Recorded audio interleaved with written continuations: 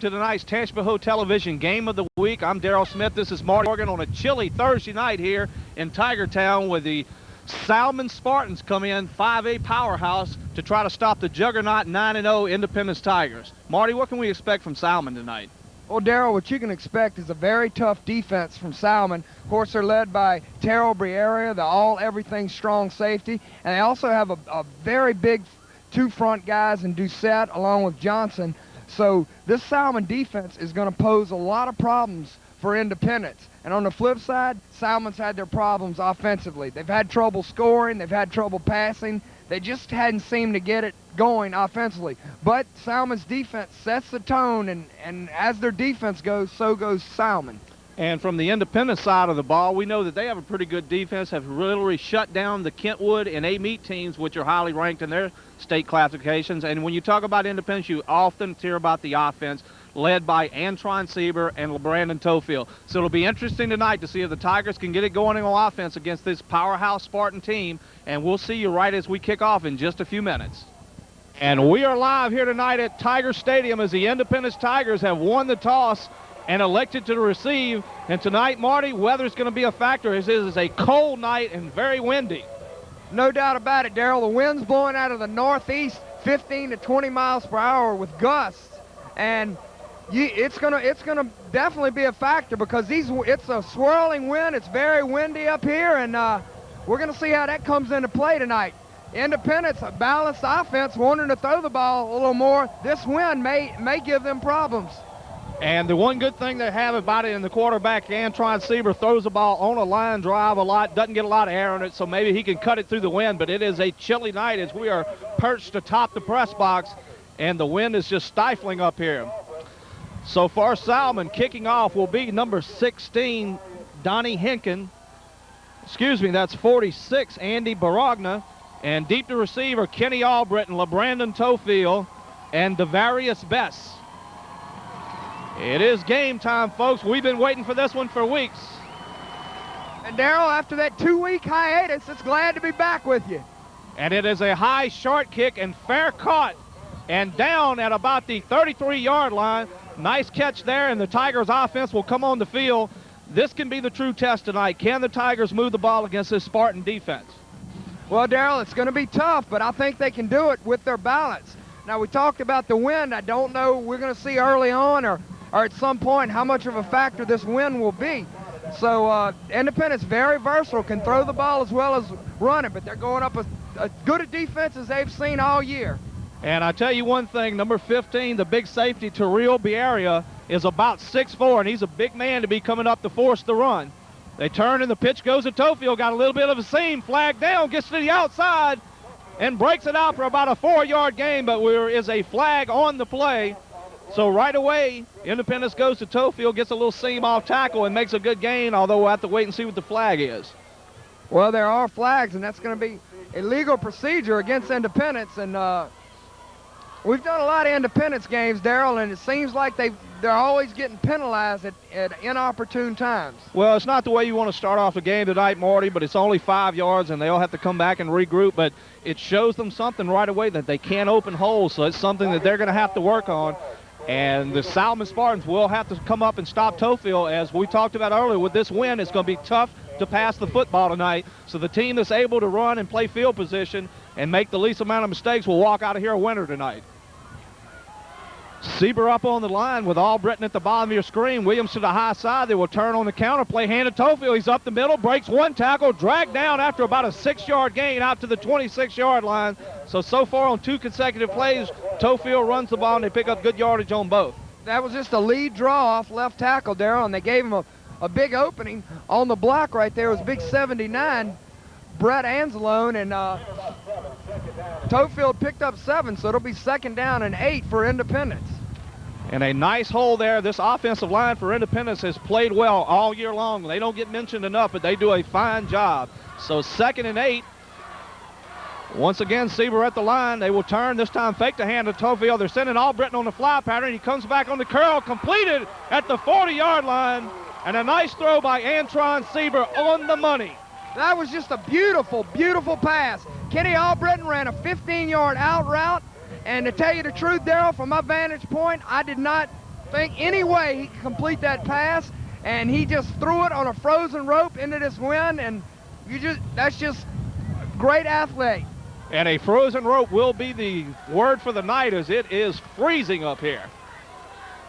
Sieber under center once again. This time they will turn and hand to Tofield in the lead draw. Nice little hole there. Breaks one tackle and dives forward to pick up a positive 3 yards on the play. Tackled there by the safety, Terrell Biaria. So it'll bring up a 2nd and 8 there, Marty. And once again, looks like they're going to try to stay as much as possible conservative here tonight. Well, no doubt about it. Of course, this game means nothing as far as standings goes, but I think it means a lot to both teams as far as pride, letting you know where you stand. It's kind of a barometer for the playoffs, and so both these, make no bones about it, both these teams want this game badly. Well, for Independence, it means an undefeated season, and Salmen coming off a loss last week, it means getting a little momentum going into the playoffs. So from that aspect, it does mean something for both teams. A official's whistle here, so we'll see what the call is. Looks like it is an equipment problem by one of the Salmen players, as they will walk him off the field and bring someone else in. So still 2nd and 7. And Daryl Salmen is in a 6-3, just trying to stop the run, basically daring Independence to pass. And we saw Amite do the same thing, and Antron Sieber had a career day.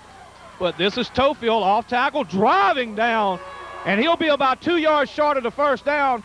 And right now, this Salmen Spartan defense, and that was number 6, Richard Brantley, is finding out what a load this Mr. Tofield is on the football field. He's quite a load. He goes about 6 foot 210, and with speed and power, he's just a fine running back, one of the best you'll see anywhere. So Independence, thus far, doing very well on these opening possession, showing that they can move the ball. And he is the real deal, folks. We've talked about it before. They have a stacked backfield with number 90, Antoine Courtney, leading the play. It's Tofield, breaks outside, cuts it up, and it will be close, depending on the mark. It looks like he might have it there. And I'm going to tell you right now, folks, we've seen a lot of running backs this year, but LeBrandon Tofield is the best we've seen, bar none. No doubt about it. Taking a page off of William Floyd, bar none. He is the best that I've seen this year. And right there, he picks up the first down. So they moved the ball to midfield, Darrell, and got Salmen on their heels a little bit. Couple of first downs here for the Tigers, and they have them backing up here. And this is crucial because you can get on the board early here and get the momentum in your favor. And a game like this could be monumental as the Tigers come out on 1st and 10 at midfield. And it's a packed house, folks. Sieber dropping the pass, being pressured there by number 15, and he throws the ball away. And I do not see a flag downfield. It looked like it might have been grounding, but there is one in the backfield, and that was the safety Barreria that went in on the blitz. And we talked about him to open the show, Darrell. He's 6'4", 215, and the young man runs about a 4.5, so he's quite a load. And right there, they're going to get Sieber for intentional grounding. I think Biera came on a blitz and interrupted Sieber, Darrell, so that's going to back him up 15 yards, and that's just that's 20 yards. What it is, it's 5 yards from the spot of the foul, so that's a costly penalty. And also a loss of down, so it's going to bring up 2nd and 30, so a huge mistake there by the Tigers on offense. So 2nd and 30, and I don't know how many 2nd and 30 plays you have in your playbook, but we'll see what they come up with here. Well, Independence very rarely gets in that situation, so we're going to see how they respond. Fake the ball to Tofield. Come back with a screen to Tofield. One man to break through, got blocking downfield, and tackled down at the 33-yard line. Only gains about 4 yards. It was a nice play, but somebody missed the block, and it didn't quite develop as they planned it, but not a bad call there by the Independence coaching staff. That was a great call. Like you said, it just wasn't executed like they had liked it. Somebody did not get a block, and thus far, Tofield cannot spring it. So he picked up about 4, so it's going to be 3rd down and 16 for Independence. That's 3rd and 26, Marty, but that's okay. It is a long way nevertheless. So the Tigers come out once again, maybe look for them to put the ball in the air once again as they had a little success. But either way, they need to pick up a few yards and get the punt away and maybe pin Salmen deep here. So field position. Trips to the top of the screen. They fake to Tofield. Once again, it's the area on the blitz. And what they're doing is they're having Sieber roll to his left, and they're bringing Biaria from that right side. And that's 3 plays he's been in Sieber's face. So they back up 30 yards after they had the first down at midfield. We'll have to punt it away. Well, that Salmen defense on the first possession, Darrell, just living up to their billing. They come in with the blitz, and I think if you're going to beat Independence, you have to blitz them. And that was an obvious passing situation, and they brought everybody, and it paid off. So Quentin Weatherford, the fine punter for Independence, will be back to punt this one away. He stands at about his 7-yard line. So after having first down at midfield, a couple of crucial mistakes, Weatherford gets it away. It's a nice punt. Will be fielded at about the 36. Number 3, Fontenot to the outside, will get into Independence territory and driven out of bounds by number 57, Antoine Smith. So after giving up a couple of first downs, Salmen gets the ball on a nice return and will be inside Independence territory. So what a turnaround for momentum here early in the first quarter with 6:54 to go and no score. You're right. The penalty, the illegal grounding penalty, kind of costs Independence, and we're going to see if their defense can step up as Salmen has good position down to the Independence 36-yard line. So Salmen coming out now, number 9, Ronald Partman is your quarterback. 2, Antonio Robson is the fullback, and he's hit at the line. Big Antoine Courtney there to stuff it up. Also number 59, Don Drake, the nose tackle. We talked about the Salmen defense, but this Independence defense is no slouches. They're only giving up, I believe it is 7 points a game, if that, Darrell. I can't remember the exact stats, so they're a stingy defense in their own right. And right there, led by Keith McLean, the middle linebacker. Partman on the option, decided to keep it. He picks up about 3 yards, so it'll bring up a 3rd down and about 4. So Salmen marching and coming out real quickly out to huddle, wasting no time. And the tailback is number 35, Brandon Kuzan. He's lined up a good 8 yards deep. As they turn and pitch to Kuzan's, got a nice hole, cuts back inside, and will get the first down.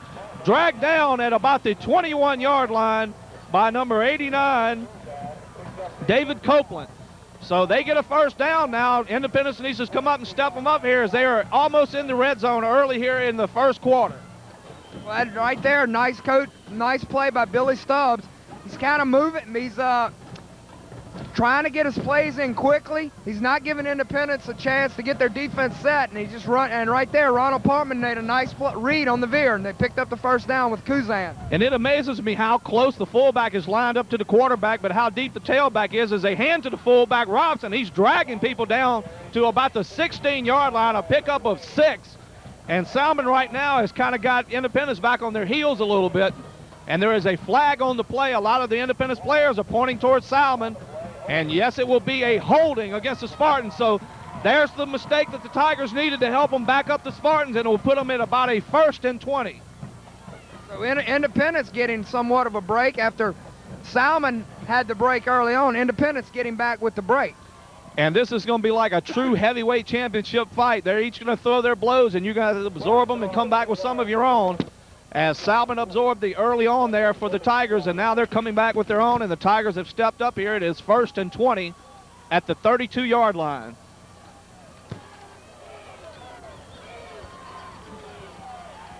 Fake the ball. Partman, he's being pressured. Big blitz coming there, and he throws it, and that's got to be grounding also. As there was no one in the way there, 3 men all over the quarterback, and he just threw it downfield, had no intentions of anybody, and we do not get a flag on this one. Well, Darrell, I don't know the exact ruling in high school if someone's in the grass, but I believe, you know, the guy, they don't call in the grass, or they didn't call a whistle. It wasn't the right call, to be honest with you, as Partman was in the hands of 2 would-be tacklers for Independence, and he just threw the ball away. Well, he just threw it downfield with no intentions of anybody. I didn't see anybody in the air, but no flag on that one. So kind of a toss-up between the first call against Independence. So 2nd down and 20, Partman at the line. They're going to run the ball to the right side. Fake it. He's going to roll left. Got a man open. The big number 99. He breaks a tackle. The ball's on the turf. Let's see who's got it. It's Independence ball as number 99, Donald Kuzan, fumbled the ball after the reception, trying to fight for extra yardage. And the Tigers will have it, so a big turnover here early as Salmen was starting to move the ball down the field on the Tigers. Well, you talk about football games, Darrell, and one of your main cliches that you stress is turnovers. And lo and behold, Independence gets the first turnovers, and most teams, when they have that advantage of turnovers, come out on top. And so far, Independence gets the advantage and gets turnover number 1. They have drawn first blood on the turnover march and will take the ball first down at the 17-yard line. Sieber under your center will turn, hand the ball to Tofi off the right side, gets to the outside, tries to turn the corner, picks up about 1 or 2 yards, driven out of bounds by number 6, Richard Brantley. Tonight's game being brought to you by Travis Amar, attorney at law. He is a proud sponsor of high school athletics. If you need a fine attorney, go by and see Travis at 124 South Oak Street or call at 429-1848. He will make sure that you're treated right because he cares. That's Travis Amar, attorney at law in Hammond. So the Tigers pick up 2 yards there, trying to get to the outside of the short side of the field and just didn't have enough real estate to get around the corner. So 2nd down and 8. Lionel Joseph to the top of your screen, Albritton to the bottom.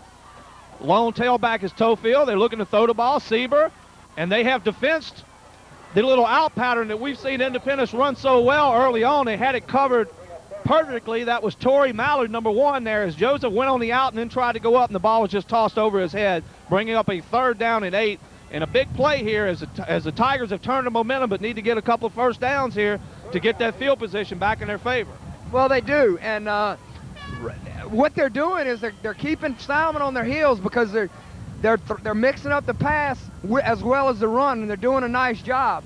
Just early on, Darryl, they just hadn't been able to get anything going.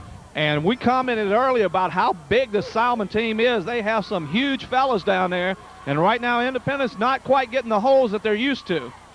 They hand the ball to Tofield on the draw, and he is dragged down there, and that was number 7, Chris Brantley, who just reached out and got hold of the collar and pulled down Tofield.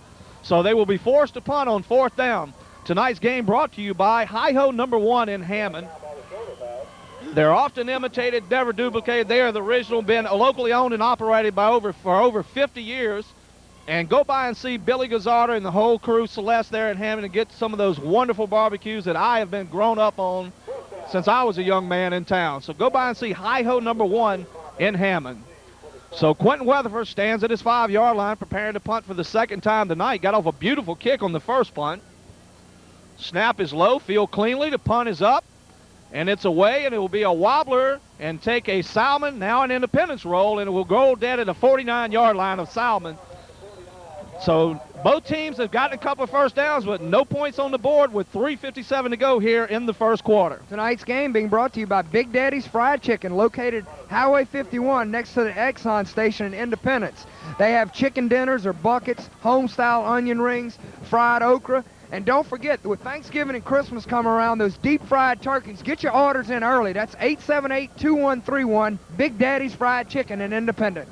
Partman with the Spartans in the I formation will turn and fake to the tailback. He's rolling left, throwing deep, and great coverage there by Kenny Albritton as number 8, Nick Narcissi, was streaking down the sideline, and Albritton had him covered like a blanket, folks. No way they were going to complete that pass. But one thing Independence has to watch is they haven't seen a left-handed quarterback all year, so everything's going the opposite side.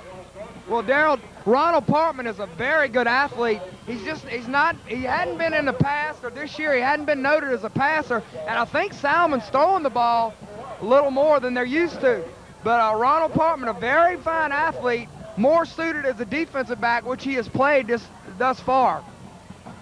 A handoff to the tailback up the middle, and a nice one-on-one tackle there by number 7, Charles Tofield, as that was 35. Kuzan broke up the middle, picked up about 5 or 6 yards, bringing up 3rd down and 5 for the Spartans. So right now, aside from the one pass by Antoine Sieber, neither team really be able to get the passing game going, but both of them are still trying to run the football and establish that dominance on the line. So 3rd down and 5 for the Spartans. 46-yard line of the Tigers. Partman takes a snap, turns, hands to the fullback, got a hole, trying to get to the outside, will be driven down at about the yard marker that he needs, and looks like it will be a first down or very, very close here. And right there, it looked like they had him, but he just kept chugging along, and he got close to the first down, Darryl. And tonight's game brought to you by Ragusa's Building Supply here in Independence. Go by and see Charles Ragusa here in Independence, located on Main Street, for all your plumbing, electrical, carpentry needs there. They do a fine job and are a big supporter, have supported the Independence Tigers football all year long. Go by and thank them for helping get this game on the air, as we really appreciate it. And the chains are being stretched here as we measure for the first down, and it will be just a bit short there. And right here early in the game, you're on the Independence 41-yard line. Salmen, I would think, would have to go for it and try to establish a dominance on that line here. Well, they are going to go for it. 4th down, big play, but I think they got about 6 inches, Darrell, so look for the quarterback sneak. And Coach Stubbs is an aggressive style coach, and we knew him and Coach Bagley would have both teams ready to play. And even though this game literally means nothing for the playoffs, there's a pride factor there, and they don't meet often. And this is a big one here in Tigertown as there's 3 minutes left to go in the first quarter. 4th and inches for the Spartans at the 41-yard line of the Tigers.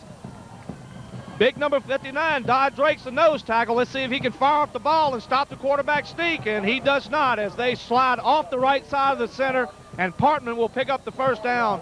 1st and 10 at the 40-yard line.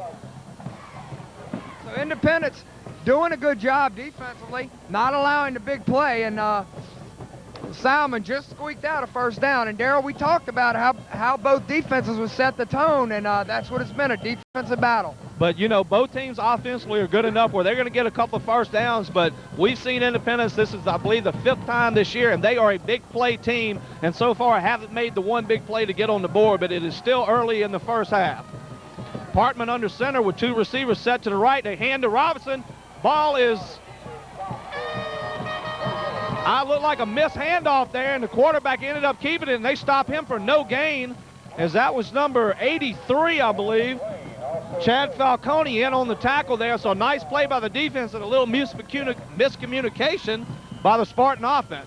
Well, when you run the veer, you make reads, and I think Ronald Partman was kind of mixed up whether to hand it to the fullback or keep him itself, so he decided to keep the ball, and that wasn't a good idea. Well, there was penetration by the defensive lines. They were all over the place, so the Tigers stepping up here. It is 2nd and a little bit over 10 for the Spartans. Partman is your quarterback. He will turn, he fakes to Kuzan, looking to throw, big pressure there, Antoine Courtney, and that's gotta be grounding. There wasn't a player within 20 yards of the pass, and we'll see what the call is, as there is a flag down, 2 flags down in the backfield.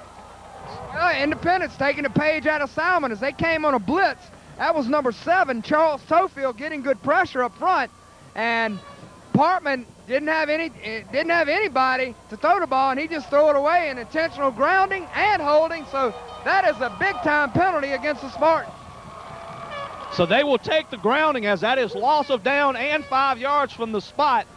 So both teams now have a big grounding play as we see LeBrandon Tofield and Antron Sieber coming in on defense, something we know we're going to see more of later in the playoffs, as you've got to get your best athletes on the field, and they have brought them in an obvious passing situation, as it will be 3rd and about, let's see, 10, 15. It will be 3rd and 29 for the Spartans, so bringing in the big athletes, as Salmen will go with 4 wide receivers set, 1 back. But that time on the blitz, you saw Tofield coming. You also saw Antoine Courtney, and he's the biggest one, so I guess I had his name first, but there were 5 people in the backfield there, so great job by the Tigers. And the snap is up over his head. It's on the ground, and number 35, Kuzan, falls on it at the 26-yard line.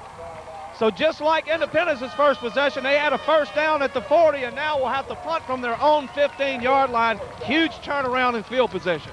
Well, that's exactly right. Turnabout fair play. So Independence right now getting some help, and they should have great field position, Darrell. And you know, we talked to a lot of people before the game about this game, and everybody was like, well, we can win, but. So I don't think either team really came in here knowing they can knock the other team off, so still a little feeling out process here in the first quarter. The punt is up and away. Albritton will just get away from it as it is knocked down at the 40-yard line, so good field position for the Tigers. They'll have it 1st and 10 on their own 40 with 1:01 to go here in the first quarter. So the Tigers come out on offense once again. They have tried desperately to establish LeBrandon Tofield running the football, but if you're going to make the penalties and the mistakes they've made, you're not going to be able to run the ball effectively. If they can stay away from the penalties, get 3 or 4 at a pop, you know anytime he touches the ball, he can go the distance. 2 wide receivers set with Albritton to the bottom of your screen, Williams to the top. Tofield is the lone setback. They turn, hand the ball to Tofield, off tackle. Nice cut as he veers back to the right, picks up about 4 yards. So not a bad run there. But if they could stay away from the penalties and the groundings and those kind of mistakes they made early and pick up 4 yards at a pop, I think they'll be able to wear down this defense a little bit and just keep Tofield running the football. Well, that's the first time I've seen Independence do that, run with a one-back set with Tofield back there and run a trap play. A very good call right there, trying to mix it up. As they get deeper into the season, they put a little bit more in their offensive scheme. And 2nd down and 6. Sieber has them on the line. Joseph to the high side and Albritton to the bottom. They once again drop back to pass, throw the out pattern to Albritton. He catches it and will be knocked down.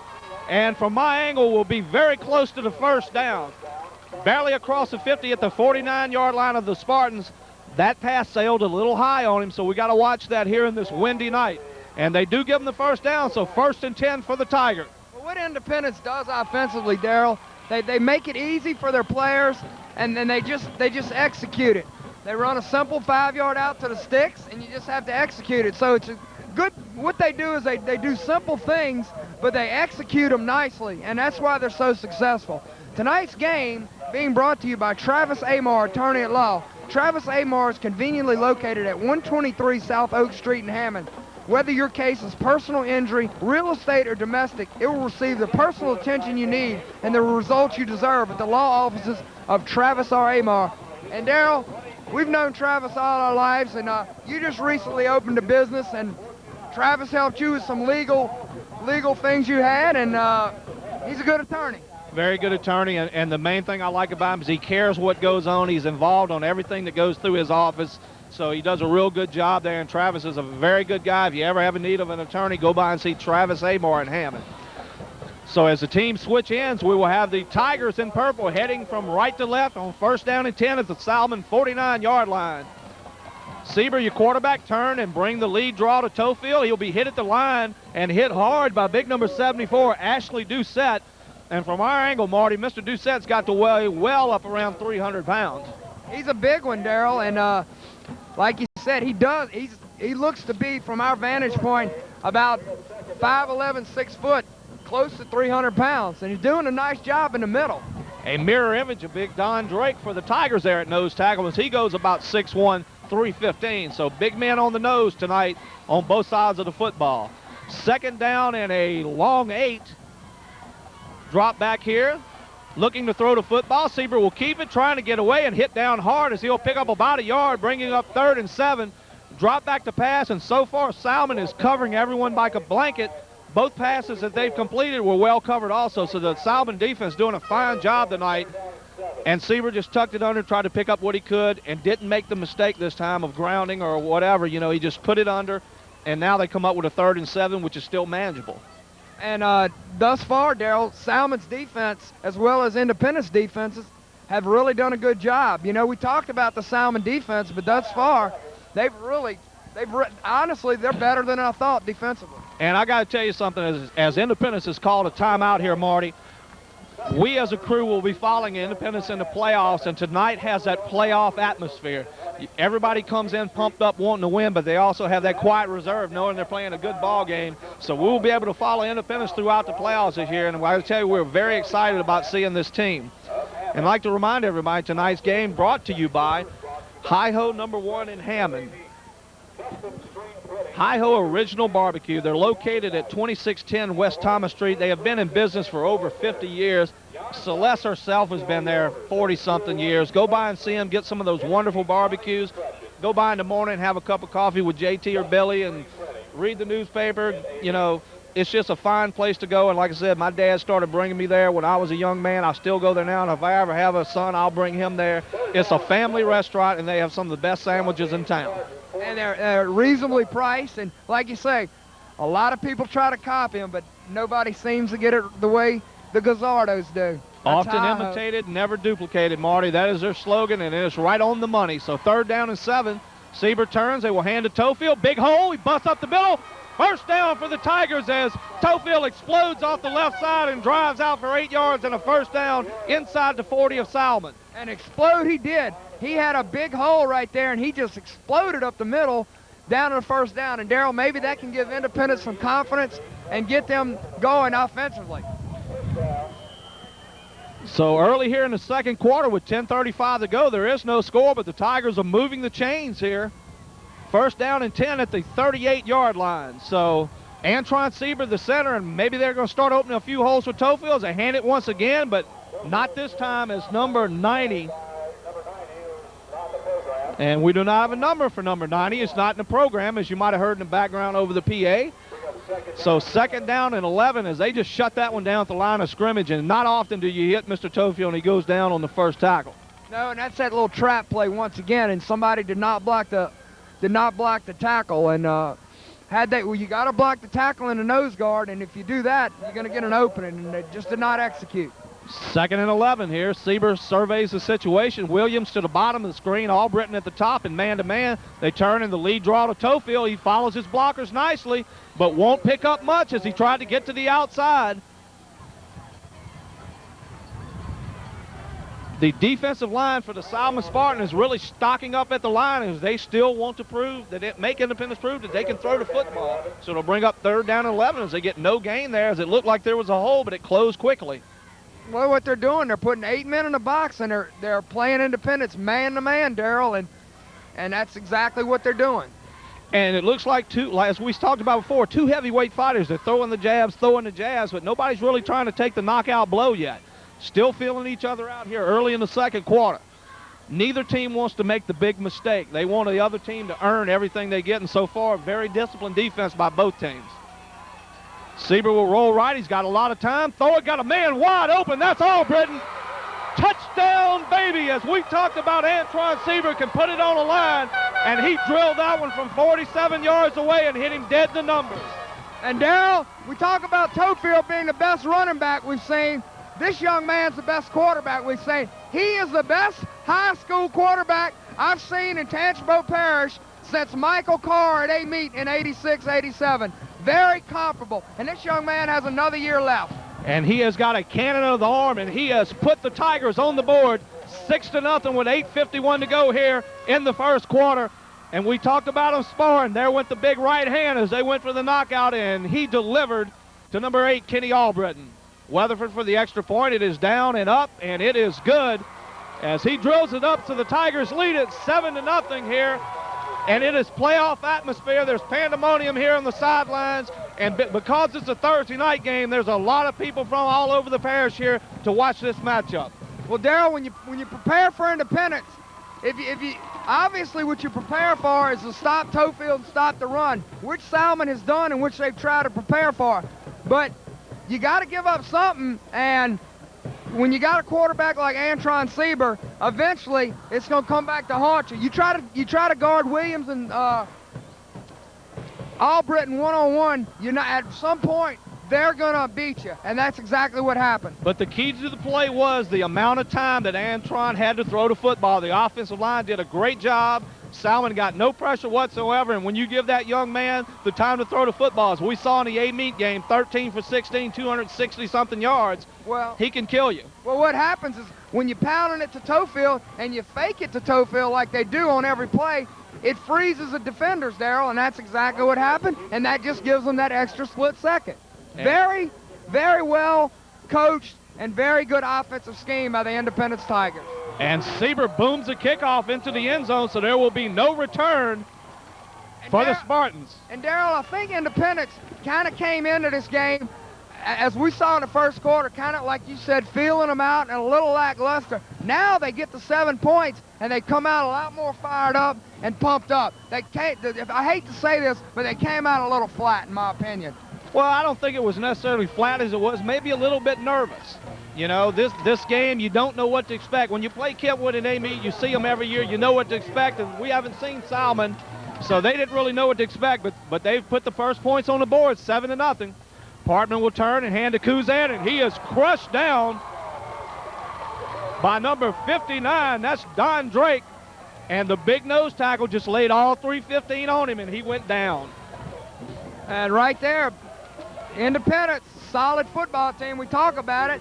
Offensively, defensively, and special teams. And after that score, the defense has gotten pumped up as if they needed to be, because they've only allowed 1 first down this whole first half with 8:22 to go, and Independence leading 7-0. And 2nd and 12 for the Spartans on their own 18-yard line. Partman calling the plays, hands to Robinson off tackle, and he's going nowhere. And once again, let's see the number there as he's on the ground, but I believe it was Big Don Drake again, as we've called his name a lot here early on, the big man stuffing up the middle. So it'll bring up a 3rd down and 10 for the Spartans, and after you give up a big play like that, you don't want to go 3 and out, so they need to come up with something here, and the Tigers want to step up, stop them, as they'll get good field position. And if any team gets up 2 touchdowns in this game, it could be crucial, because you never know how the coaches are going to play it. Knowing you're down and don't want to get anybody hurt going into the playoffs, we'll have to see how they play it. So Partman back to throw again, being pressured, overthrows the screen, and that was Copeland and Tofield putting the pressure on. So 2 very good time blitzes by the Independence defense, as they have stopped them here, and the Spartans will be forced to punt with 7:32 to go here in the 2nd quarter. Tigers lead at 7-0. And they're kicking to the dangerous one, Kenny Albritton, as when he gets his hands on the ball, Darrell, he's a threat to go at any time. So far tonight, we've seen him kind of stay away from the punch, just let them land and not... It's going to be dangerous, Darrell, with this swirling wind. You know, he might be well advised to let it bounce, because it's going to take funny movements in this wind. The punt is up and away, and a huge punt here. It will be drilled over Albritton's head as he tries to field it, and just will fall on it, and the Spartans will get it, and we talked about it. The big mistake there, trying to field the ball as the wind took it over his head. He tried to field it over his shoulder, one of the hardest catches in football. He's no Willie Mays, and he didn't make that catch, but that's okay for the defense. It's been playing well. They just got to step up and stop him here. So a bad mistake there. Little misjudgment there, but the kid has made the plays all year long. You don't want to get down on him for one mistake, and his teammates will rally around him here and try to keep Salmen out of the end zone with 7:20 to go here in the 2nd quarter. And that ball turned over. It was a booming kick. It got up in that wind, Darrell, and the wind kind of carried it a little longer. So Salmen gets a break as they have the ball on the Independence 20-yard line. So turnovers are now even at 1. Independence didn't take advantage of theirs. Let's see if Salmen can. And number 66 there, Mulkey, drives him back after picking up about a yard. So this Tiger defense is fired up as they want to help pick up their player who made a mistake there. But you talked about the swirling winds. That ball got up in the air and just really carried deep, and he just could not make the over-the-shoulder catch. But, you know, anytime a young man's the kind of playmaker as Albritton is, he wants the ball in his hands. He wants to do something good for his team. This is one time it didn't work for him. Partman to the line on 2nd and 9 at the 19. They will hand to Kuzan straight up the middle, and it's not going far there, as they will only pick up about 2 yards there as the middle of the Independence defense stacks them up. McLean leading the play. And Darrell, I think a lot of teams, they underestimate Independence's defense, because you hear so much about their offense, but all this team has done, and I don't have the correct stats, but if memory serves me correctly, I don't think they're not giving up more than a touchdown a game. So a very good defensive team. Tigers scrambling on defense here as Partman brings them up to the line on 3rd and 7. They will turn, and he will throw the football in the flat. It's completed and makes one move, and the man will score. That's 99, Donald Kuzan. So the Spartans have taken advantage of the turnover by the Tigers, and with the extra point, we'll tie this one up at 7 with 6 minutes to go in the 2nd quarter. So a big mistake by the Tigers has come back to haunt them, and this game will be tied if they can make the extra point. And right there, that was a play-action pass to the tight end, and nice. I got to tip my hat to Billy Stubbs. That was just a nice play call, Darrell, as he was wide open. And a very conservative little swing pass out there, and he took it in, made one man miss, and took it in for the score. 46 Barongna for the extra point. There is a flag down as the kick is up, and I believe it might be wide, but they called it dead before the start. See the call as the referee comes out. It is offsides against the Tigers, so they will line it up and kick this one again. Doesn't really hurt you from here, as you only get a half yard unless Salmen decides to go for 2 for some reason. And that is what they're going to do, is they send the offense back out there. Well, from our vantage point, they're sending a lot of guys out there, and they are going to go for 2, and not a bad move. You're on the road in a hostile environment, Darrell. Why not go for 2? And it is a good call, but once again, there's one of those penalties that can kill you. As the kick was up and drifted wide, instead of him missing it, now they go for 2 with a chance to take the lead here. As a crowd chants for the defense, they line up in a 3 backfield set. They will turn and hand the tailback. Partman will keep it around the left side and is driven down, but he falls in the end zone and will get the 2-point conversion. A nice one-on-one tackle out there, but he was not able to keep him out of the end zone. And that was Kenny Albritton on Ronald Partman. And a little side note to that, when they were 12 years old, they played on the same all-star team as Ronald Partman, lived in Hammond up until he was 12. So I'm sure they were good friends back then and still are good friends. So two good friends meeting at the goal line. And right now, I don't think Mr. Albritton likes him too much as he forced that one in to give the Salmen Spartans an 8-7 lead. So just when you thought the Tigers were on top there, they make a turnover, and the Spartans have taken the lead here. Tonight's game being brought to you by Big Daddy Fried Chicken, located at Highway 51 North, next to the Exxon station.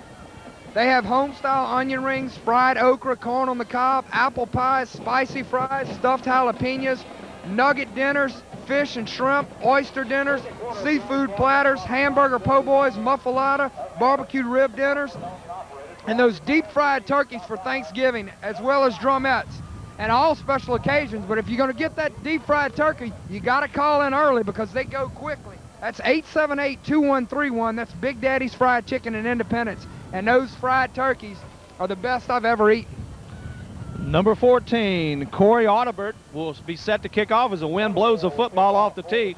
And I got to tell you something, it is windy and it is chilly up here as we are atop the press box, perched as you may, watching this fine football game on a Thursday night here in Independence. The kick is up and is away, and it will be driven deep to Tofield, taking it to 3, as he will come up the middle. Nice coverage there as he takes one corner, will split up the middle, got a seam. Tofield to the outside, the kicker to beat. He could go, folks. Number 2 has the angle, but Tofield is driving hard. He will be down inside the 5-yard line. The real deal is struck again, baby. We talked about him all week long. Get the man the football, and he can make it happen for you. You give him an opening, and he'll take it. That's just a combination of speed and power. And LeBrandon Tofield, 96 yards down to the 3-yard line. And he's got this crowd in a frenzy, and Darryl, you're in a frenzy. What a momentum changer that is. The young man cut up the middle and waited for his blocks to develop, and when the seam opened, he turned it on, folks. Well, the opening kickoff, what they did is they did a little sky kick, keeping it away from Tofield, and Billy Stubbs got a little brave right there, and he just simply made a mistake. You don't kick the ball to LeBrandon Tofield. And big number 90, Courtney, in the backfield along with one other guy as Tofield will get the carry off the left side, puts his head down, drives inside, will be down at about the 1-yard line. Tofield has, if I'm not mistaken, 33 touchdowns on the season, folks, and they're going to try to get him number 34 right here. And as the Salmen Spartans are shocked. You look at the sideline and the fans, and they are just unbelievably shocked as they got back in this game after the turnover. But that kickoff has pumped up this Independence crowd as there is not a person sitting on this sideline. So they're just going to go with the power I formation and just try to bounce it in there, bull their way in there with Tofield 3 times, I would imagine. And he gets in. So LeBrandon Tofield gets number 34 off the right tackle, following number 90, big Antoine Courtney. And the Tigers here will probably go for 2. So a great job after you get knocked back on your heels a little bit to stand back up on the hind legs of LeBrandon Tofield as he just ran the football right down the throats of the Spartan and has set them up here as it is 13-8, and they will go for 2 here to try to get back up 7 points. And what a set of legs that young man has. And Darryl, right here, I'm going to go out on a limb and say it's going to be a play-action pass. They're going to fake it to Tofield and try to hit Albritton or the tight end, Quentin Weatherford. As we bring them up, 5:02 in the first half. Here it comes. That is the call as they roll right. Albritton looking. There's nobody there. Get rid of the football. Lobs it up. Hey, and it's like a jump ball, and Albritton comes down as Antron Seaver just threw up the jump ball, and the basketball player turned football player went up and got it, Marty. Just a great ad-lib and a great athletic move, and boy, do I love this game. It might be freezing, and I'm telling you, I'm hurting up here, but I'm a little warmer now after Independence goes ahead 15-8 with 5:02 to go, and this is just a great game early on, Darryl. And I got to tell you something, Marty, as the season drug on late, You know, we started getting a little stale maybe, but now we are pumped up as we're preparing for the playoffs, and we will be following the Tigers all the way to the Dome, hopefully. And right now, they have jumped out on Salmen 15-8 with a couple minutes left here in the second quarter. And what a huge play that kickoff return was. Well, you talk about turnovers and special teams, and turnovers are even right now, but the advantage goes, and well, I guess you could say special teams are about even because the Independents fumbled, and they come right back with a big kickoff return. So now they'll be forced to kick off with 5:02 to go before half, and Independence regains a lead at 15-8. So Fontenot and Narcisse back to receive as Sieber drilled the last one into the end zone without a return. Awaiting the official's call here. And the kick is up, and it is drilled, low line drive. Fontenot will field it in the end zone, and they will bring it out to the 20. What a weapon that is when you can start your other team at the 20-yard line. Had the kickoff by Salmen been 2 yards further, Independence would have been at the 20 as it was. The big man, the real deal, took it the distance down to the 4-yard line, and they punched it in from there. So power football for the Tigers inside the 5, and they make it count. So Salmen will go back on offense, trying to get something going. And Darrell, the way this wind is, you want to be going the way Independence is going because the wind is at their backs. Parkman takes a handoff. He will give it to Robinson, the fullback, and Big Don Drake rides him down after about a 3-yard gain. So we'll bring up 2nd and 7. But I think right now, after the one big pass play and also the completion on the deep out, Sieber has shown he can throw the football in this wind. And aside from the little swing pass, I don't think Salmen has shown that they can throw the deep ball against Independence. Well, when you get ahead of Salmen, you take them out of their game plan because they rely on their defense to set up their offense. And if they get behind and have to start throwing and panic a little bit, they could be in for a long night. They hand off this time to Kuzan, and he's met hard by number 63, Nathan Hatfield, and actually dropped him for a 1-yard loss. So this Tiger defense, we talked about how big Salmen was, but these guys are playing big tonight. The defense may not get enough credit as they should, but I'm going to give them credit as I've seen them. This is our 6th time, and every time we've seen them, the defense comes to play. Defense wins you championships. If the other team doesn't score, you cannot lose. That's a good point. Very good point. Some people disagree, but I agree with that.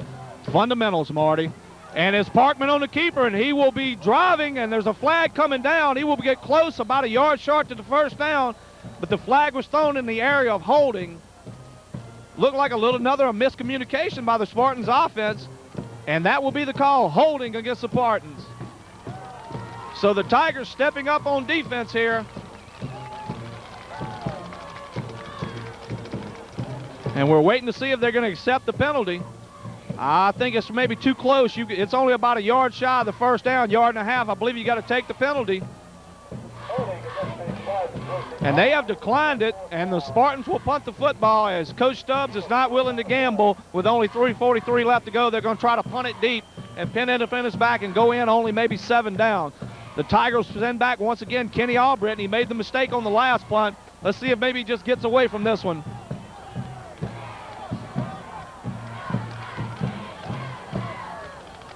Tigers must be careful here as they got to wonder about a fake maybe. High snap, punt is away. This one driven deep. Albritton should be able to field this one cleanly at his 42. Excuse me, it's 32, and will be dragged down at the 33. So the young man comes back, makes a nice catch there, and sets up this Tiger offense with 3:10 to go in the half, and they lead it by 7, 15-8. We'll see with Coach Charlie Bagley goes a little conservative or tries to add more points. I think right now you've got Salmen on your heels. You got to come out and try to run the ball down the field and get another score on the board, as they have momentum in their favor right now, and they seem to be doing all the right things. You've been able to throw the football, run a little bit with Tofield. So let's see them try to mix it up and get a couple of more points on the board before halftime for the Tigers. One back set with Tofield. Williams to the bottom half of your screen. Albritton to the high side. They turn, hand the ball to Tofield. He fumbles the ball. It's on the ground. And Sieber comes back in and recovers it. A missed handoff between Tofield and Sieber as he tried to hit the hole a little too quick and almost costly. But Sieber very alert and falls on the football, and it will be 2nd and 12. Daryl, I tell you what, it's very, very cold out there, and he might have just, kind of like when you swing a bat and the ball kind of sticks to the bat, it hits you on the hands. It's so darn cold down there, it might have just stuck on his hands. He couldn't get a good grip on it from our vantage point. 2nd down and 13 for the Tigers. Sieber under center. They will turn, looking to throw the football. Nice little play across the middle, threw it behind Williams. As he had him, he was well covered by Mallard, but the inside lane was open. Could he caught it, would have been close to the 1st down. So it will bring up 3rd and 13. So with 2:26 to go and Independence leading 15-8, they face a 3rd down and 13. A definite passing situation. Well, with 2:26 to go here, the Tigers won't try anything too risky here. They'll just try to maybe pick up the 1st down or get someplace close. They are at their own 29-yard line. Tofield, the lone setback. They turn, fake the lead draw. Tofield picks up the blitz. They're throwing it deep. He's got Albritton once again, and he has gone to the races, folks. And he will be ripped down at the 11. And right now, number 3, Mike Fontenot, cannot cover Albritton deep, but there is a flag down deep in the Independence backfield. Holding will be called against the Tigers, and what a big break for the Salmen Spartans, as the Tigers in the 2nd quarter have knocked the gloves off and are throwing the big hooks, and they've hit on a couple, but this one's going to be called back, folks. And that's unfortunate. It seems it comes at an inopportune time, a holding penalty, as that was a beautiful throw and a beautiful catch, but it'll be nullified by the big holding penalty. So they'll be penalized from the spot of the foul, and that'll bring it to the 15-yard line, Daryl, and now that's going to be 3rd down and a good ways to go. But I got to tell you something, Marty. Right now, you got number 3 trying to line up against Albritton. Run him again, baby. He's in his mind right now thinking, hey, I don't know if I can stay with this guy. So Independence will be faced with a 3rd down and 31, I believe it is, from our vantage point. They need to get a little breathing room here for the punter, as they will draw back, hand to Tofield on the lead draw, and he will just pick up about 6-7 yards, give him a little breathing room with only 2 minutes left to go in the quarter. They will punt this one away, and they'll need to keep Salmen out of the end zone, as the score is 15-8 Tigers. That's just a nice, safe call right there, not wanting to risk anything. And we'd like to remind everybody this is our last regular season game of the year for this crew. So please go out and remind all these sponsors that have sponsored high school football all year long. Thank them for helping get these games on the air. For the people who couldn't be here tonight and are going to get to watch this on Tangie's Game of the Week, they appreciate it, and we appreciate them sponsoring us to allow you to bring you this action, because we love being here. This is high school football at its best. And tonight's sponsors are Travis Amar, attorney at law, Big Daddy's Fried Chicken, located here in Independence, Ragusa Brothers Hardware, located in Independence, and Hi-Ho Number 1, located in Hammond. So we'd like to thank those 4 sponsors for tonight's game, as they have helped us in earlier games, and without them, this wouldn't be possible. And I got to tell you something right now, as cold as it is, I would like to have one of those steaming hot Hi-Ho barbecues up here, as it is some kind of chilly up here tonight, windy on top of this press box. Overlooking a packed house at Tiger Stadium. Probably the only 2 bigger crowds this year might have been for Kentwood and A-Meet, and that's because it was a local rivalry. But there's not a seat to be had on either sideline. Weatherford's your punter. He has boomed 2 so far, needs a big one here. Low snap, one hops it. He picks it up cleanly, gets it away, angles it out of bounds, and they will be probably in Tiger territory, so not a real good punt here. At the 47-yard line. 47-yard line. The Spartans will start with 1:47 to go, and they desperately need to get some points on the board here to get back in this ball game, as they are down 7 late in the first half. So once again, the Independence defense will be called upon to try to stop Salmen, which they've done all night long. Only offense Salmen has is they got a turnover at the 20-yard line and punched it in. Other than that, Daryl, they haven't shown much offense. No, they haven't, but if you let a team hang around, you know what can happen, and Parkman is in the shotgun formation. Snap taken deep. He's looking to throw the football. Pressure being put on up the middle. He's trying to bounce to the outside. Big Antoine Courtney says no, sir, but he breaks his tackle and hit hard by Charles Tofield for a 1-yard loss. And this Tiger defense is swarming right now, Marty. Pursuit all over the field by every man. And Charles Tofield came up and he laid a lick on Partman. Not a very big guy, but he put a good lick on Partman. He threw his body in the air like a projectile and just planted him there for a 1-yard loss. Minute 15 to go here as Partman in the shotgun once again. And they seem to be moving Big Courtney around, trying to get him. We see a flag go down. Pass over the middle, broken up there by number 8, Kenny Albritton. He was all over number 12, Corey Supreme. And there is a flag down. And that Kenny Albritton, Darrell, he can do everything. And I'm going to tell you what, does he ever get tired? The young man is quite an athlete, but I'm going to tell you what, if you're a basketball player running up and down that court, you got to be in pretty good shape, and he is that. Legal procedure against the Spartans. Let's see if they accept the penalty or decline it here. It would bring up a 2nd and 16 or a 3rd and 11. And I believe they will decline this penalty,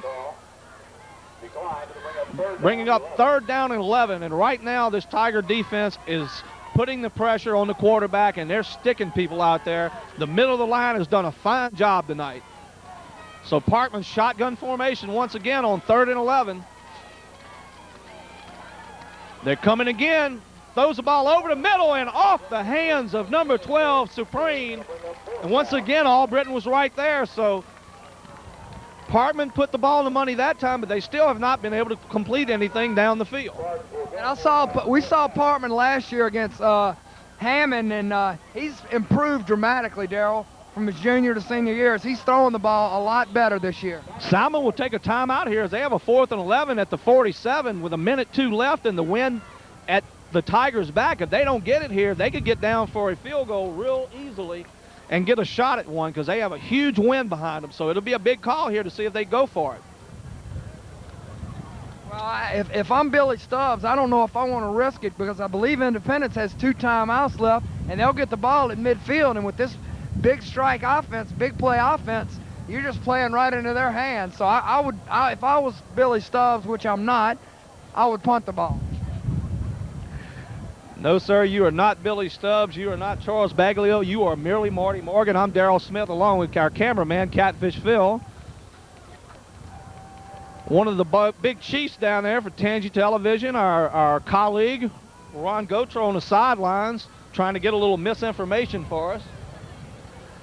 And they have decided, as Coach merely Marty Morgan has pointed out, they will punt the football here.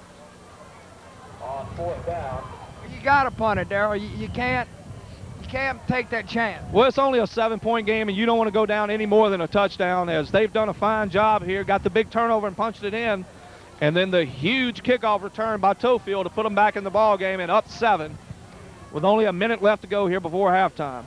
Snap is up, punt is away as Courtney breaks through, and this one will drive deep into the end zone. And it takes a bounce, and they will down it at the 1.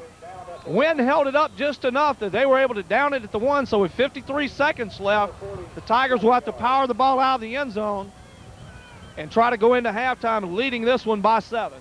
And that's just what Salmen wanted, and that's just what they got, Darrell. They got Independence pinned back to the 1-yard line, so we're going to see what Independence does. I would just imagine they're going to just pound it up the middle as this wind is starting to really swirl, Darrell, as it is at least 20 miles an hour. And we are just freezing cold up here, to be quite honest with you. And the Tigers have called a timeout here as they want to discuss what's going to happen here. And right now for them, they just want to get a little breathing room out of the end zone here and let this clock run. I'm not sure how many timeouts Salmen has left, but you don't want to give up a safety here on a 7-point ball game. And we see the Tiger cheerleaders down on the sideline here as they are wrapped up in their warm-up suits, looking very nice in their purple and gold and doing a fine job out here. And thank God the young ladies are not having to be out here in the little short skirts and everything, because it is chilly, folks. And it makes it that much more colder with this wind. And right there, a good timeout by Coach Bagley, making sure everybody's on the same page. You don't want to make a mistake right here. More colder. That's pretty good, Marty. Is it more cold or is it more colder? I don't know, is that a double entendre? Millie Marty Morgan. You can't stop him. You can only hope to contain him, folks. So the Tigers, the ball at the 1 yard line. Tofield, your setback with the power I backfield back there with Big Courtney and DiMaggio.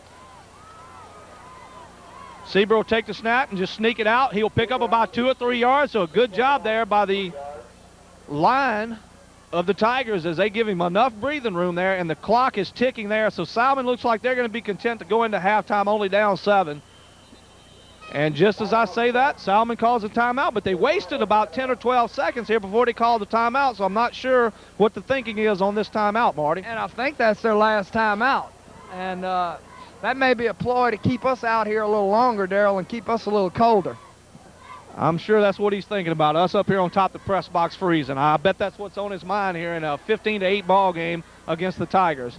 And, you know, talking to the coaches before the game, we're starting to get set for this big run in the playoffs for the Tigers. I think it is their best chance to go to the Dome in recent history.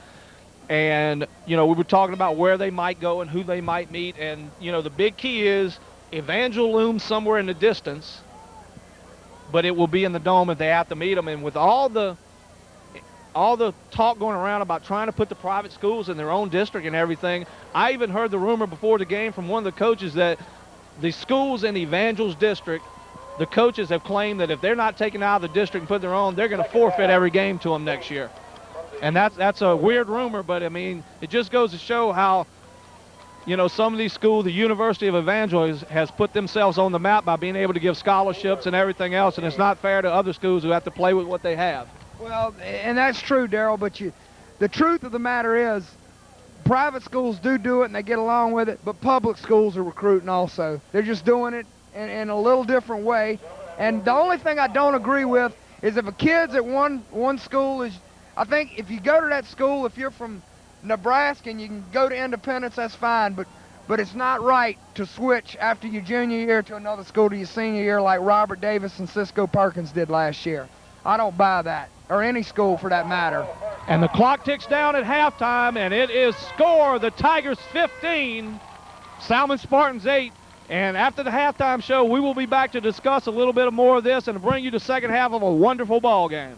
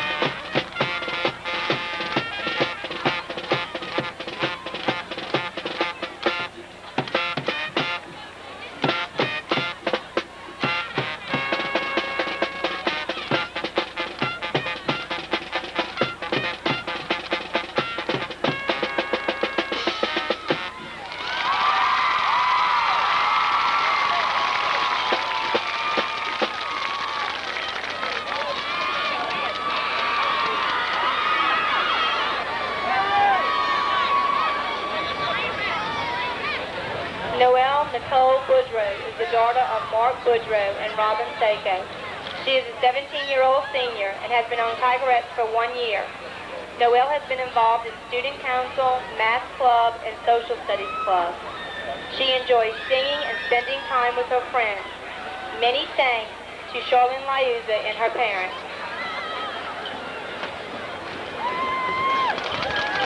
Christy Lynn Javinga is a 17-year-old daughter of Joe and Linda Javinga. She has been a member of the Tigerette dance team for 4 years and has served as captain for 2 years. Christy is a member of the Student Council, Math Club, Social Studies Club, president of the FBLA, and reporter of the National Honor Society. Christy was elected as the 1997 Homecoming Queen. She also received the UDA All-Star Award this summer. Christy's hobbies include reading, dancing, shopping, and spending time with her friends, family, and boyfriend. Christy would like to take this time to thank her parents, grandparents, family, and friends for all their help and support over the years.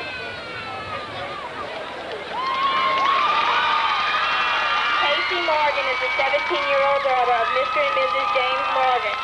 She has been on the Tigerette dance team for 2 years and a 2-year member of the IHS soccer team, a 3-year member of FFA, and also a 2-year math club member. She enjoys talking on the phone, going shopping, and spending time with her family and friends, especially her brother Brett. In the future, she plans to attend college at Southeastern Louisiana University and major in business management. Casey would like to say thank you to all the Tigerettes who made the past 2 years worthwhile, her parents who made it all possible, and the teachers of Independence High for strengthening her education as a student there.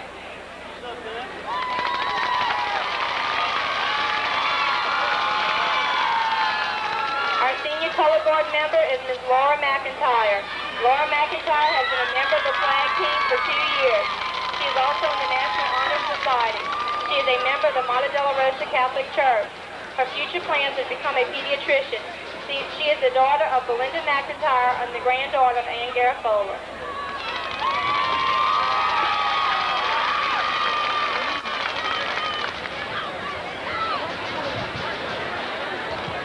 Our senior band members will start with Miss Jackie Elkins, daughter of Jessa Elkins and granddaughter of Ludwig and Mary Lee. She is currently on the honor roll. She is a member of Harvest Church. She is a member of STARS, Peer Mediation, Youth Force, and the IHS Band. She served 3 years on the IHS Flair Corps and now plays the cymbals and the trombone. Jackie is currently a member of the U.S. Navy and is studying to be a psychiatrist. John Hill has been in the band for 4 years and has held the following offices: his freshman year manager, sophomore year quartermaster, junior year served as junior lieutenant and first drum lieutenant, senior year drum captain. He has played trombone, tuba, and drums. Jason Martin is the 17-year-old son of Reggie and Cindy Martin. He has been a proud member of the IHS marching band for 4 years. Jason is a member of Mater Della Rosa Catholic Church, where he's also a member of the CYO. Jason has also been a member of the Math Club for 2 years, as well as serving on the Social Studies Club for 2 years. Jason would like to thank his parents, sister, and family for all their support they have offered for the past 4 years.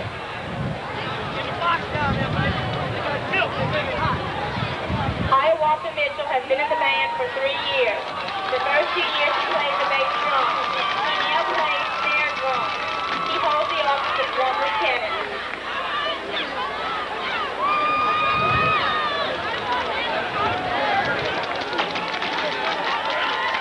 Michael Mumphrey has been in the band for 3 years. He has played the bass drum and for all 3 years. Michael would like to thank his brother, Charles, for all of his support. Ladies and gentlemen, we're proud to present the 1997-98 Senior Tigerette, Flag Corps, and band members.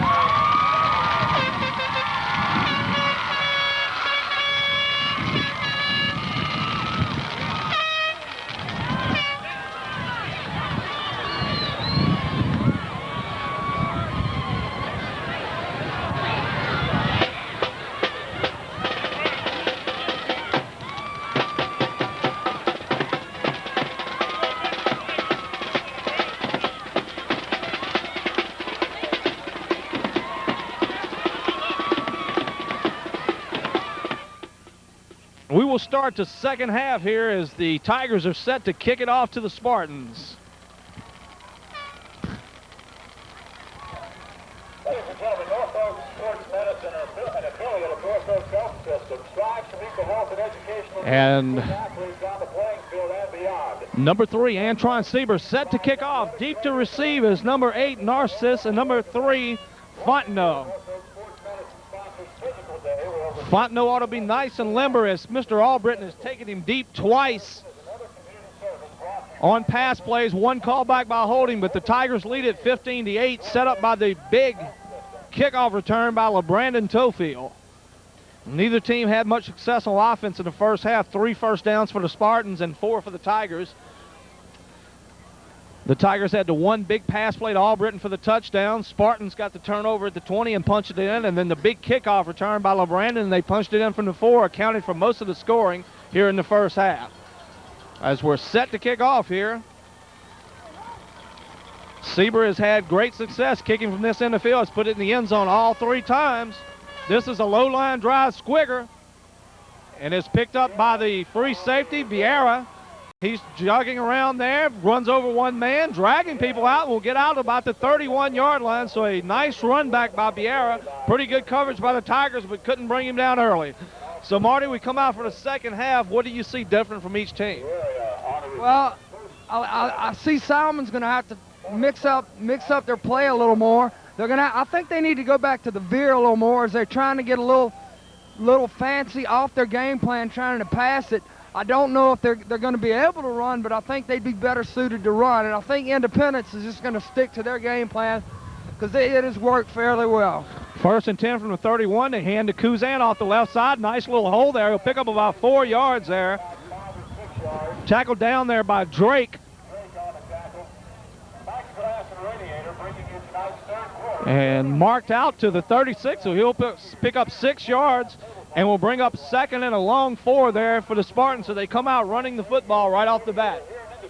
Well, in the first half, they threw it a little more than normally they have in the past, and it's not Salmen's strong suit throwing the ball. So I would suspect that they'd go back to the run a little more. Parkman once again turns and hand to Robson off tackle, gets a hole up the middle. Nice tackle by Bess and Tofield, but he'll pick up the first down, and they're out to the 44-yard line, moving the chains early here in the 3rd quarter. That's just a trap play right up the middle, Darryl, and Robinson picked up the first down. So Independence going to have to tighten up defensively as they played great first half defense. And first half, they were really packing it up the middle there. Big Drake and Courtney and number 70, which is Derek Hunter, stopped the ball up the middle a lot. And, you know, I saw Mulkey, who played a lot up front there, kind of limping at halftime. I'm not sure if he's going to be back. Fumble on the ground, and Parkman will fall on it and lose about 2 yards on the play. So missed snap between the center and Parkman, and will cost them 2 yards. Right there, good fortune for the Tigers is Parkman could not get a hold of the ball, so to bring up 2nd down and 11 for Salmen with 10:30 to go in the 3rd quarter, and Independence leading 15-8. Nice ball game here, playoff atmosphere here in Tigertown, and the Tigers lead it by 7. 2nd and 11 for the Spartans at the 43-yard line. Parkman drops back, fakes it. He's going to roll left, being pressured by Hunter. In and out of the hands of number 2, Robinson, the fullback, and he was open once again, and Parkman put it on the money, but they haven't been able to catch many passes tonight. And Parkman, Darryl, has done a nice job directing this offense as he has thrown the ball approximately 8 times, and some of his receivers just have not been able to hold on to the ball. $126 is the winning prize. So 3rd down and 11, a big play here for the Tiger defense as they want to stop them here as they are already on their own 44-yard line. The Spartans have moved it out with 1 first down here to start the 2nd half. And he will drop back to pass once again, being blitzed by Tofield. Got a man open, and he will be down at about the 36-yard line. Donald Kuzan has been the one man for the Spartans that has caught the ball tonight, and Parkman put that one right on the money. And they've been using the tight end effectively. They haven't gone to him much, but when they've gone to him, Darryl, he's been open. And right there, Parkman had time, and he had one-on-one coverage, and Kuzan picked up the first down. So Salmen, picking up 2 first downs, moves it to the Independence territory down to the 36-yard line with 9:57 to go, and Independence leading 15-8. First down and 10 from the 35. Partman once again. Turn, hands the ball to Robinson off tackle, and nowhere to go there as Big Drake and Hunter corral him at the line of scrimmage and had nowhere to go as they drop him at the line of scrimmage for no gain. And this Independence front four has done a great job tonight, as they have all season long, as they have not allowed the big run thus far in this game. But the Spartans are driving here, 2nd and 10 at the Independence 35, and they've mixed in a couple of passes here early, and one of them worked for a big first down.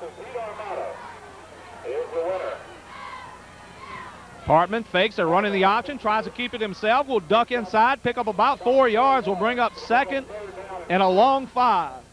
And right there, Derek Hunter shook off a block and followed Partman and did a nice job, as he only held him to a 2-yard gain. So bring up 3rd down and 6. And Darrell, I would think this is 2 to 4 down territory. Would have to be here, and we see Mulkey on the sideline. Looks like he's got his ankle taped up. He played that defensive line spot for him in the first half, but so far early on, Hunter's playing well and made a couple of big tackles there. 3rd down and about 6 as they have marked it back at the 31-yard line. Partman under center, looking over the defense, turns, fakes it to Robinson, throwing the swing pass, and the man was open as Kuzan drifted out the backfield, but a bad pass by Partman. Kuzan was open. They faked it up the middle to Robinson, and Kuzan just swung out to the left, and Partman just could not get it to him, or otherwise they'd have picked up the first down and maybe a lot more. And we'll see the 4th down call for Salmen as wholesale changes on defense by the Tigers on 4th and 7. Obvious passing situation here. Big play here early in the 3rd quarter for Salmen as they've got to keep this drive going. The Tigers know they have to stop them here as the crowd comes alive. They will turn. They're going to fake it. Partman's going to roll left. Got a man open, wide open once again as a tight end, Kuzan. And he's found something in Kuzan on that side. And Independence was not set on defense when the play started. A little, I don't know, confusion. But they found the tight end once again, and he's been the one man they've been able to complete passes to here. Well, that's the 3rd time they've run that play, and it's been successful. That's just the tight end dragging across the middle and Partman rolling to his side toward the drag. And right there, Salmen making a living off that play. 1st down and 10 from the 20. Salmen driving here to start the 2nd half. That's Kuzan off the left side, hit hard, but will be drive forward and drop down for about a 3-yard gain there by a host of Tiger tacklers. So with 8:13 to go here in the 3rd quarter, Salmen has come out and is moving Independence off the line a little bit. Well, I don't know if they're totally moving them, but they are getting a little more push than they were in the first half. But they're getting it. Actually, Salmen's getting herself in not so good situations, but they're capitalizing and picking up critical first down. 2nd and 7. Partman turns, hands to the tailback, and he's going to be hit back down by number 5. That's Otto Bonds there, and 34, the ball carrier, Corey Hurt, tried to get to the outside, and they dropped him for about a 3-yard loss, bringing up 3rd and 8. And once again, the Tigers stepping up on defense, and it has got to be 2-down territory. Once again, field goals aren't going to win this game for either team. Well, it is going to be 2-down territory for Salmen, as they found something with the little short passes, and I would expect them to keep going to the short passing offense. So 3rd down and 8 for the Spartans. Partman lines up here. Kuzan, the tailback, Robinson, the fullback. They turn, they fake the ball to Kuzan. They're looking to the tight end once again. This time they had triple coverage on him, and the ball went off his hands. So the Tigers adjust the defense and make the play, but it'll bring up 4th down and 8. And that's just a good job of coaching by Independence. They beat you a couple times with Kuzan, but they're not going to beat you all night long. So what they do is they double cover Kuzan, knowing that Partman's had success going to him, knowing that he's probably going to go to him again. And right there, they had enough manpower to stop it. And Kuzan, the tight end, has been the only man that seems to be able to hold on to the football for the Spartans. So 4th down and 8. Big play here in the 3rd quarter with 7 minutes to go. Tigers lead it by 7.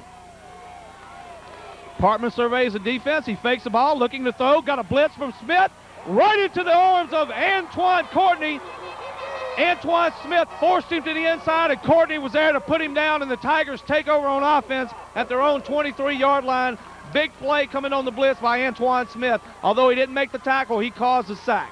He sure did. He came out from his defensive end position, our linebackers, position, and he puts some pressure, and he's the one that calls the sacks, and Antoine Courtney right there to clean it up. So the Tigers take over on offense for the first time in the second half. They didn't get a lot going here, had a few passes completed, but didn't really run the ball effectively. Look for them to maybe come out here as they have stopped the momentum and try to get a few first downs themselves and turn it back into their favor. And the Independence defense doing a good job, bending but not breaking. Exactly. Tofield off the right side, got a nice hole, picks up about 7 yards as he went off the right side there, and a nice hole there as the line opened up once again for Tofield to run through. And Independence, make no bones about it, they're going to just pound it with Tofield, and you're just going to have to stop them. And their offense, they set it up with Tofield, and then they hit you with something else, Darryl. Big play capabilities by a lot of people on this offense, but Tofield is the guy that earns the respect of the defense and allows the other people to hit the open players. Sieber's thrown a couple of passes. Albritton has beaten Fontenot all night as we send the safety over for help. It'll be Tofield off the right side, tries to cut back to the middle, will only pick up about a yard, and it'll bring up a 3rd and 2 and a big play for the Independence offense as they want to get a first down here and keep that momentum as the clock is ticking with 6 minutes to go in the third quarter. They're up a touchdown. So it brings up 3rd down and about a yard, and they're going to bring that, well, I thought they were going to bring the big package in with Antoine Courtney, and that's exactly what they're going to do. So 3rd down and a yard, and I will suspect they're going to run behind Courtney with Tofield, Darryl. And if Tofield can make it to the line of scrimmage untouched, he can usually drive you forward for a yard. So where Big Courtney goes, LeBrandon will follow. Snap gone, they go to the right side. Sieber going to keep it to the outside. One man to beat with a flag down, and he gets hit hard. And I hope he gets up all right because he got hammered on the right side as they fake to Tofield. And it's going to be against Independence, so we'll have to see. They're going to have to push them back here because they're going to be close to the first down if they don't have it. So they're going to push them back 10 yards and put the Tigers in a passing situation, something that they've been able to do relatively well tonight. And Darryl, it just seems when Independence gets a big play or a much-needed first down, they get an untimely penalty. They haven't made a lot of penalties, but all of them have been in bad situations when they've made them. And here's another one as it looked like they had the first down. But I hated to see Antoine take that kind of lick as he went around the corner. He got double-teamed by 2 men and just hammered. And the young man is up and ready to go again. So it's 3rd and 15 here for the Tigers. Williams will be at the bottom of your screen, Albritton to the top. DiMaggio is in the slot with Tofield as a lone setback. Sieber takes a snap. He'll fake it to Tofield, rolling right, getting rid of the ball. Got Albritton. He's well covered this time and right overthrown there. But a good job by Fontenot as he had been burnt twice by Albritton, and there is another flag down, and I believe this one might be for a late hit on the quarterback. And if so, that will be a personal foul and a first down, if I'm not mistaken. Well, it is going to be a roughing the passer penalty against Salmen, and just what Independence needed, Darryl, a big break. Well, it is a break, and what a untimely miscue by the Salmen defense there as they had stopped the Tigers, but now 15 yards and a first down. So this is where a championship team, they get a break on their behalf. As Independence is, they have to take advantage and move it on down the field here. So the Tigers looking to maybe throw the football a little bit more in the second half, as Sieber has shown the ability to put it on the numbers, but that time Fontenot had covered Albritton very well. I can't say enough about how good a defense the Salmen Spartan defense is. And we know what of a juggernaut offense that this Tiger team is as Tofield goes off the right side for a yard or two. But this offense has been able to score in bunches this year, and so far tonight, aside from the big kickoff return and the one pass, they've kind of held them in check here. We saw Independence pass the test against Kentwood. We saw them pass the test against A-Meat, and this is probably, you know, I hate to say I'd see a better defense in Kentwood or A-Meat, but Salmon's got a better defense, in my opinion, than either one of those two teams. They're very close, Darryl. Maybe not as quick, but they're a lot bigger and stronger. Well, the word that I like to use for them, and what I heard a lot of the coaches say, they're very disciplined. They don't overreact. They stay in their lanes, and they play well, and they're doing a good job tonight. As Sieber lows left, he's got Williams going deep, lobs it up for him. Turned the wrong way. I believe Sieber threw it to the outside. Williams thought it was going to the inside, but that'll bring up a 3rd and 9 there as he just lobbed that one up for him to go get. Tonight's game brought to you by Hi-Ho No. 1 Barbecue in Hammond, located at 2610 West Thomas. Been in business for over 50 years there. Go by and get one of the delicious barbecues. Say hello to Billy and Celeste and all the gang. They've been there for over 50 years in the business, and they're often imitated, but they're never duplicated, Marty. Some of the best eating anywhere. That's Hi-Ho No. 1. Little Billy. 3rd down and a long 8 as Sieber brings them to the line. Tofield is the lone setback. Snap taken. They will fake the ball to Tofield. He's being blitzed hard. Gets away from one man. It's not going to get the first down. Dragged down for no gain. So it'll bring up a 4th down for the Tigers. They'll have to punt it away from their own 32-yard line. Tonight's game being brought to you by Travis Amar, attorney at law. Travis Amar is conveniently located at 123 South Oak Street in Hammond. Whether your case is personal injury, real estate, or domestic, it will receive the personal attention you need and the results you deserve at the law offices of Travis R. Amar. Tonight's game also brought to you by Ragusa's Building Supply here in downtown Independence. Go by and check out Charles Ragusa for all your plumbing, electrical, and construction needs. Weatherford is set back to punt the football. He stands at his own 22-yard line, set to punt it away. Back deep to receive is Fontenot. Kick is up, and a nice high kick angled away from Fontenot. And the ball will bounce out of bounds at about the 33-yard line. There's a flag down back by the kicker. This could be a roughing call. And if this gets Independence a first down, it will be another big break for him as Salmen shoots himself in the foot once again, and that will be the call, roughing, and give Independence Tigers another first down. Coach Stubbs for Salmen is livid on the sidelines. Well, Independence getting 2 big breaks in the 3rd quarter, and they just got another one. So Salmen trying to be a little too aggressive, Darrell. And Independence picks up the first down as they get the ball across the 50-yard line. And your defense comes out and shuts down the Tigers' offense there as they turn the ball over on 4th down. And 2 times they have given Independence a first down via the penalty. And they have the ball first down at the Salmen 49-yard lines. The Tigers need to come up with some offense here to try to put this Salmen team a little further in the hole as they lead it by 7 with 3:21 to go in the 3rd quarter. Sieber turns, hands it to Tofield off the left side. He's hitting the backfield as there was a host of Salmen Spartans there, led by number 57, Tim Smith, as he had penetration on the backfield. Well, Darrell, we talk about the Salmen defense, and you hit it right on the head. They always seem to be in the right spots at the right times. They don't make a mistake. They're not going to beat themselves. They play very good defense, and they read the correct keys. And that time they came through the hole and dropped Tofield for a 5-yard loss, so it looked like it might be back to the air for Antron Sieber here. Clock ticking down late in the 3rd quarter. And a flag flies, and I'm not sure what this call could be unless somebody lined up offsides. Offside, Tigers. And that was the call, as it looked like the wide receiver lined up offside, so it'll put them back for a 2nd and 20. Right now the Tigers going in the wrong direction. The only way they're moving forward is via the Salmen penalty. And Darrell, we talked about what a defensive struggle it would be, and it's lived up to that as both defenses have simply dominated this game tonight. It's been a great football game to this point tonight as Sieber brings them up 2nd and 20. Fakes the ball to Tofield.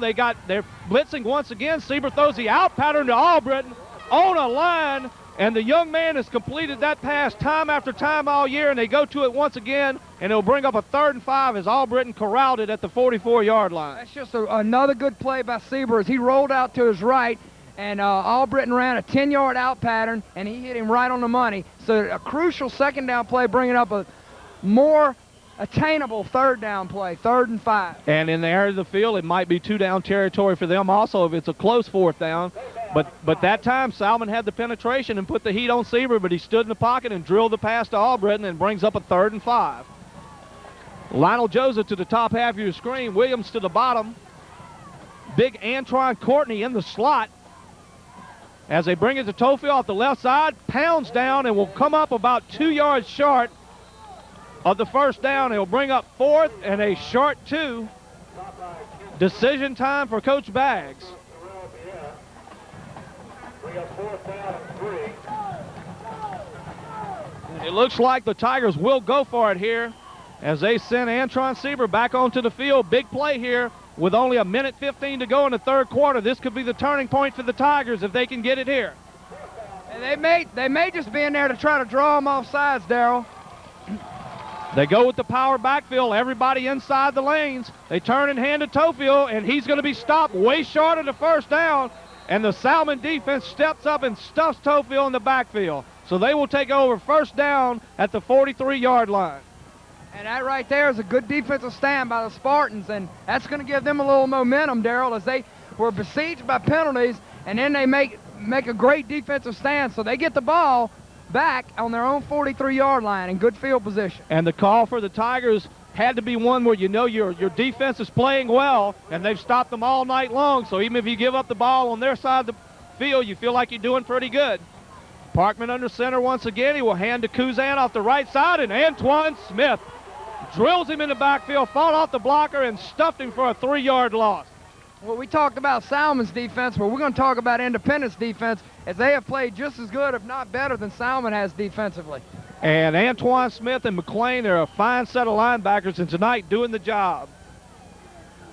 Windy, chilly night here in Tigertown. Independence leads at 15-8 as the clock ticks down inside 30 seconds in the third quarter. Salmen comes out 2nd and 12. I formation as Parkman, your quarterback, surveys the scene. 2 receivers to the bottom half. Looks like he's trying to change the play here.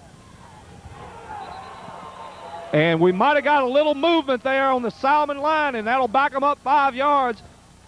And you can see the confidence building in this Independence defense. And that is building, Darrell. Tonight's game being brought to you by Big Daddy's Fried Chicken on Highway 51 next to the Exxon station. They have chicken dinners, home-style onion rings, fried okra, corn on the cob, apple pies, spicy fried, stuffed jalapenos. They have it all. Hamburger po' boys, muffaladas, barbecue rib dinners.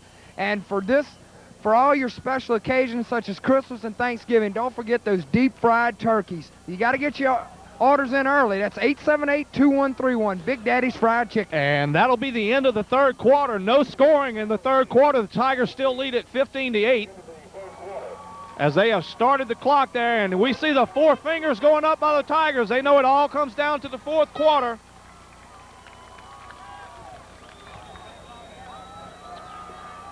And the officials have said that the clock should not have been running. They're going to put a few seconds back on it, I believe 11 seconds, so we'll have time for one more play here. 2nd and a long 17 for the Salmen Spartans. The Tigers need to hustle back in position here as they're going to allow them to run one more play. Parkman overlooks the defense, turns. He's looking to throw the football, being pressured. McLean chasing him to the outside and will smother him down for about a 2-yard gain. McLean all over the field tonight as we see the big man, Don Drake, heading up slowly. But I tell you what, he's got up slowly all night long, but the kid's got a lot of heart. He's hung in there and played well all night long. He surely has, as well as that whole defense for Independence. So that's the end of the third quarter with your score. Going into the fourth, Independence 15 and Salmen 8. The Tigers doing the job here tonight as they have taken this Salmen Spartan powerhouse team of 5A and have laid the wood to them and lead it 15-8. And right now, this was one of those dangerous games you talked about. It really didn't mean anything for the playoffs, but what a momentum builder it could be for the Tigers. If they feel they can knock off Salmen, they got to feel they can beat anybody in football in the state of Louisiana. And I think they're comparable to anybody in the state, Darrell, in any classification. You know, they're the second best team, in my opinion, in all of 4A. They're about the 4th best team in all of 5A, and they're certainly the 1st and 2nd best team in 3A. So this is a very good team out here. Well, you'd be hard-pressed to find a better combination on offense at quarterback and running back than Brandon Tofield and Antoine Sieber. So start of the fourth quarter. They have switched ends of the field. 3rd down and 15 as Parkman lines them up here. 1 receiver to the high side and 1 to the low. Albritton man-to-man at the bottom.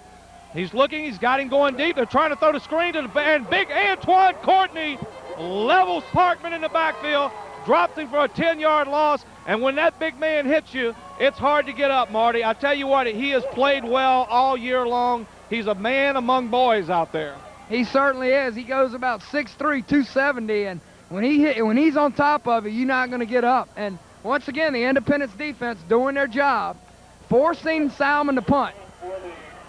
The Salmen punter, number 8, will be lined up at about his own 14-yard line, set to kick it away. The ever-dangerous Kenny Albritton back to receive.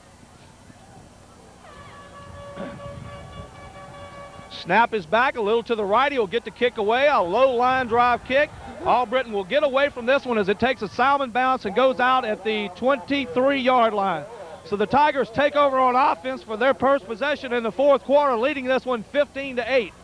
Tonight's game being brought to you by Travis Amar, attorney at law. Travis Amar is conveniently located at 123 South Oak Street in Hammond. Whether your case is personal injury, real estate, or domestic, it will receive the personal attention you need and the results you deserve at the law offices of Travis R. Amar.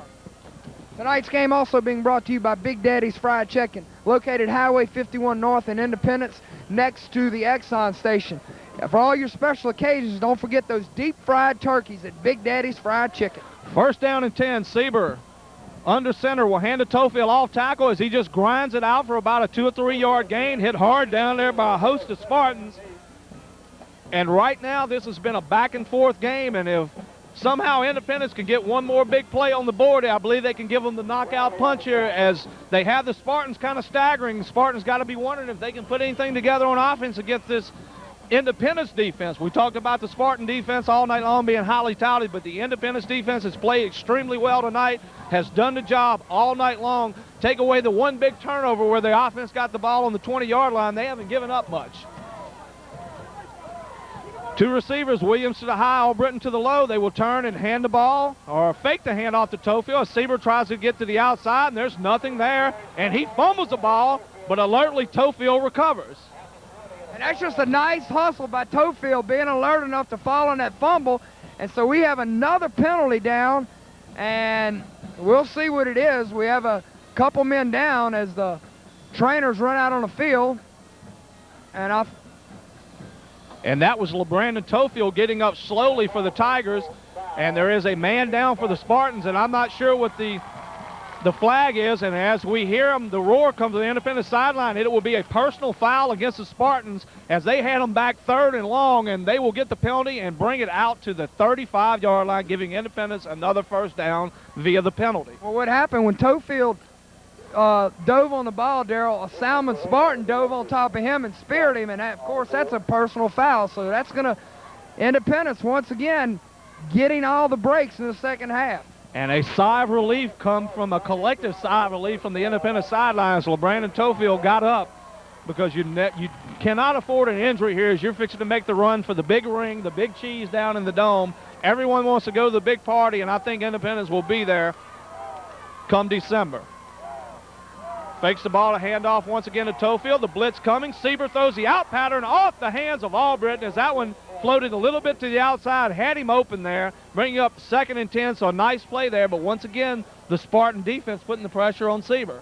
Well, that was big number 90. We don't have his name, but he's not in the playbook, but he's been all over the field tonight, and he just rumbled in there, and Sieber did a nice job of escaping him, and Albritton could not come up with the reception. And I don't know about that, Marty. I think he is in the playbook. He's just not in our program because he's been on a lot of plays tonight doing a fine job there. And that young man stands about 6'5" or 6'6". Big guy there for the Spartan defense. 2nd and 10 for this Tiger offense. They've kind of sputtered here in the second half, but they need to get something together there. Hands to Tofield once again on the delay, and he's hit hard at the line of scrimmage for no gain or maybe a loss of 1, bringing up 3rd down and 11. The Tigers just can't seem to get anything going on offense here. 3rd down and 11 it will bring up as Seeger tries to the sideline to get the play. Obvious, again, got to be a passing situation where they've had some success, but in the second half, the Spartans have been having a little better coverage as they've gotten some safety help on the side that Fontenot's trying to guard Albritton deep. They've done a nice job, you're right, in the second half adjusting, Darrell, as the cornerbacks have really played Williams and Albritton tight. Rolling right, pressure's on. Sieber rolls up, go over the middle to Williams, way overthrown there. He was well covered once again, though, as they forced him with the blitz. And the Spartans have figured out, hey, we've got to blitz this guy. If we give him time, he's going to kill us. So with 9:08 to go in the fourth quarter and down 7, the Spartans will get the ball back as they will receive the punt here on 4th down. And Weatherford will be back to punt, and he has boomed a lot of punts tonight, so we'll see where Fontenot will set up to catch this one at about his own 25-yard line. Weatherford to punt the Tigers. Fontenot did receive for the Salmen Spartans. Weatherford stands at his own 20-yard line. Set to receive the snap. He has it, a low snap. Punt is up and away as it was pressured, a low line drive kick. Ball takes one hop and well covered down there by Otto Bonds. So Salmen Spartans will take over with under 9 minutes to go here. They have the ball once again at their own 26-yard line. And this Tiger defense has done it play after play tonight. And they'll need to step up a couple of more times if they're going to win this football game. It's getting late in the game, Darrell, and both defenses have dominated. And barring a big play, I don't know how anybody's going to be able to score the way these defenses have played up to this point. It's going to be hard to see either team marching a sustained drive down the field here with these two defenses. Parkman under center once again will turn and hand the ball to Robinson, the fullback, who they have lined up now as the tailback. He picks up about 2 or 3 yards there, bringing up second and a long 7. You could not have asked for a better football game here on a Thursday night in Independence. The stands are packed. It's a little chilly. But when it's game time, we strap up the boots and come to play with the best of them, and we're here tonight to bring this game to you. Now, what a ball game it is. Well, it hadn't been a pretty game from an offensive standpoint, but it's been a great game defensively. If you love defensive football, you got to love this one because that's what it's been, all defense. Parkman hands the ball once again to Robinson. He tries to get to the outside, will be forced down by Otto Bonds, and he will pick up the first down, I believe. It's going to be very, very close. Clock ticking with 8:10 to go here. That's a nice defensive job by Bonds, fighting off a block of Fontenot and making the tackle, stringing it to the outside, letting the sidelines be another defender. And we'd like to remind everybody that if you get an opportunity, go by and thank our sponsors tonight, Hi-Ho Number 1 in Hammond, Travis Amar, attorney at law, Ragusa's Building Supply here in Independence, and also Big Daddy's Fried Chicken. Thank them for helping get this wonderful ball game on the air as we are enjoying it, and I hope you will too as you watch this game later on. And as the wind stiffens up, I'm about to be blown off the top of the press box here. Going to be hard to put the football in the air, so the Tigers need to step up and play that run defense that they played so well tonight. Parkman under the center, once again hands to the fullback and hit hard by Courtney and also McLean as they will only pick up a yard there. Gang tackling by the Tiger defense, gang tackling at its best there as they have pursued well all night long. They certainly have. It's been a total team effort defensively. You know, it just hadn't been one guy, Darrell. It's been all 11, and you got to tip their hats to the defense of Independence. So second down and about 8 here. Salmen up to the line with closing in on 7 minutes to go in the ball game. They rotate the backs once again. They will run the option to the right side. Parkman on the keeper, and once again, that's Derek Hunter. The Tigers stay in their lanes, force the ball to be kept by the quarterback, and they put him down for about a 1-yard gain, maybe 2. It'll bring up 3rd and 6. So good job by the Tigers defense one more time. So bring up a crucial 3rd down and 6 as time becomes a factor in this ball game with 6:45 to go and Independence clinging to a 15-8 lead. And so far in the second half, no scoring by either squad. 15-8 was the halftime score. Parkman under center on 3rd and 6. He will drop back looking to pass. Smith coming on the blitz, and Parkman gets away and throws it way out of bounds. And I want to see the call on this one as there was nobody within 20 yards of the pass. And a Tiger is down, and that might be no, it's not Antoine Smith. A injured Tiger on the field there. And Marty, he just dropped back and threw it clear over into the bleachers, and there wasn't anybody even on that side of the field. I don't know how they don't make that call. Well, I think the ruling is if you have a receiver, well, with the receiver on the other end was like you said, was clearly 20 yards away, but I don't think they call it if you throw it out of bounds. I'm not sure, but I don't think, and much like you see in the NFL, if you throw it out of bounds, I think it's okay. So that was Antoine Courtney that was down. He is up and coming off the field under his own power, a good sign for the Tigers. But it brings up a 4th and 5, and it looks like Salmen will elect to punt this one away. And with 6:22 to go, the Tigers will get the football back. And if for some reason they can put together 2 or 3 first downs here and work this clock, this could be a big series for the Tiger offense. Well, I don't think either team, aside from the penalties, I think Salmon's picked up 1 first down in the second half, Daryl. Either team, aside from the penalties, has not been able to move the ball at all. I'm not sure if Independence has any first downs that They were don't. not penalty aided here in the second half. So neither team offensively can get it going. But when you have the kind of talent that the Tigers have, you know at any time they can send it the length of the field. And we're talking about a AAA team playing a 5A team, so Independence is really stepped it up. And, you know, they've just shows how good of a team they have. And they will have the ball first down as the punt rolls dead at the 20-yard line. Number 6 there, I believe that's Devarius Best there. Just let it roll down as probably he was instructed to, because you don't want to make a crucial mistake here late in this ball game on a turnover. So far the turnovers have fairly been even. And the difference in this ball game has been the kickoff return by LeBrandon Tofield. Right, they may have shut LeBrandon Tofield down from his running back slot, but they didn't shut him down in the total game as he got it on special teams. They hand the ball off to Tofield once again. He's hit at the line and will only pick up maybe a yard. So this Spartan defense is pretty much stepping up to the call here. With only 6 minutes to go here in the fourth quarter, they have done the job all night long on Tofield, have not let him get outside. He's had a few decent runs, but aside from the big kickoff return, has been relatively quiet. Antron Sieber threw the ball well in the first half, but second half, the Spartans defense have covered the receivers well. They have, and like you say, but it's been a defensive struggle all night long, Daryl. And, you know, you hate to be the dead horse, but that's just the truth of the matter. It's been total defense, and we just can't really talk about the offense other than a big play from Sieber to Albritton. Once again, they hand to Tofield. He's hit at the line and will be dropped for a 1-yard loss. And right now, Spartans are just coming on all-out blitzes. If they run the ball, they're looking for it. If not, they're coming after the quarterback, because they saw early in the first half you cannot give Antron Sieber time to throw the football. He can put it on the money and has a great arm.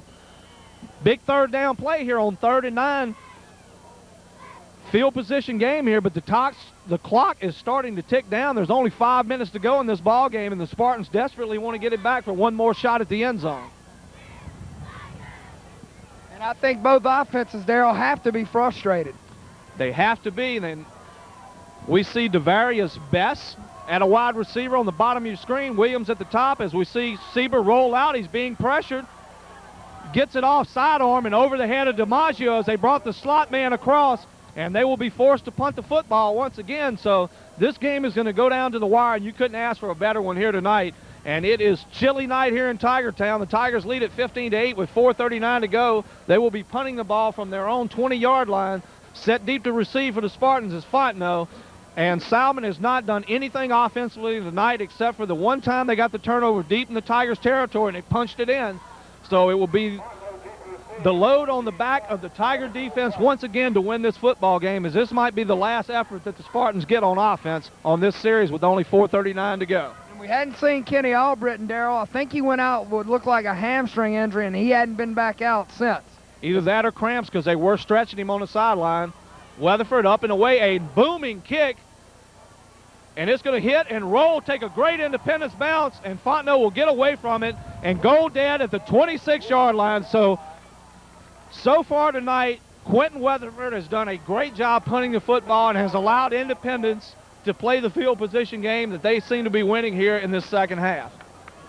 And that's what it is. It's been field position in the second half and defense, and thus far, Independence has won that battle. And neither team can give the other team the big knockout blow. The Tigers can't put them out of here, and the Spartans keep hanging around, but they can't make the big play to get back in it. 4:28 to go here in the fourth quarter. Tigers lead at 15-8, a 7-point lead. Should the Spartans go down and score, it'll be interesting to see, do they play for the tie and go to OT, or do they go for 2? Haven't been able to move it all night, but stranger things have happened. The Tiger defense playing extremely well all night long. Parkman turns, hands the ball to, I believe, Kuzan off the right side, picks up about 3 yards. and then knocked down by the Tiger defense.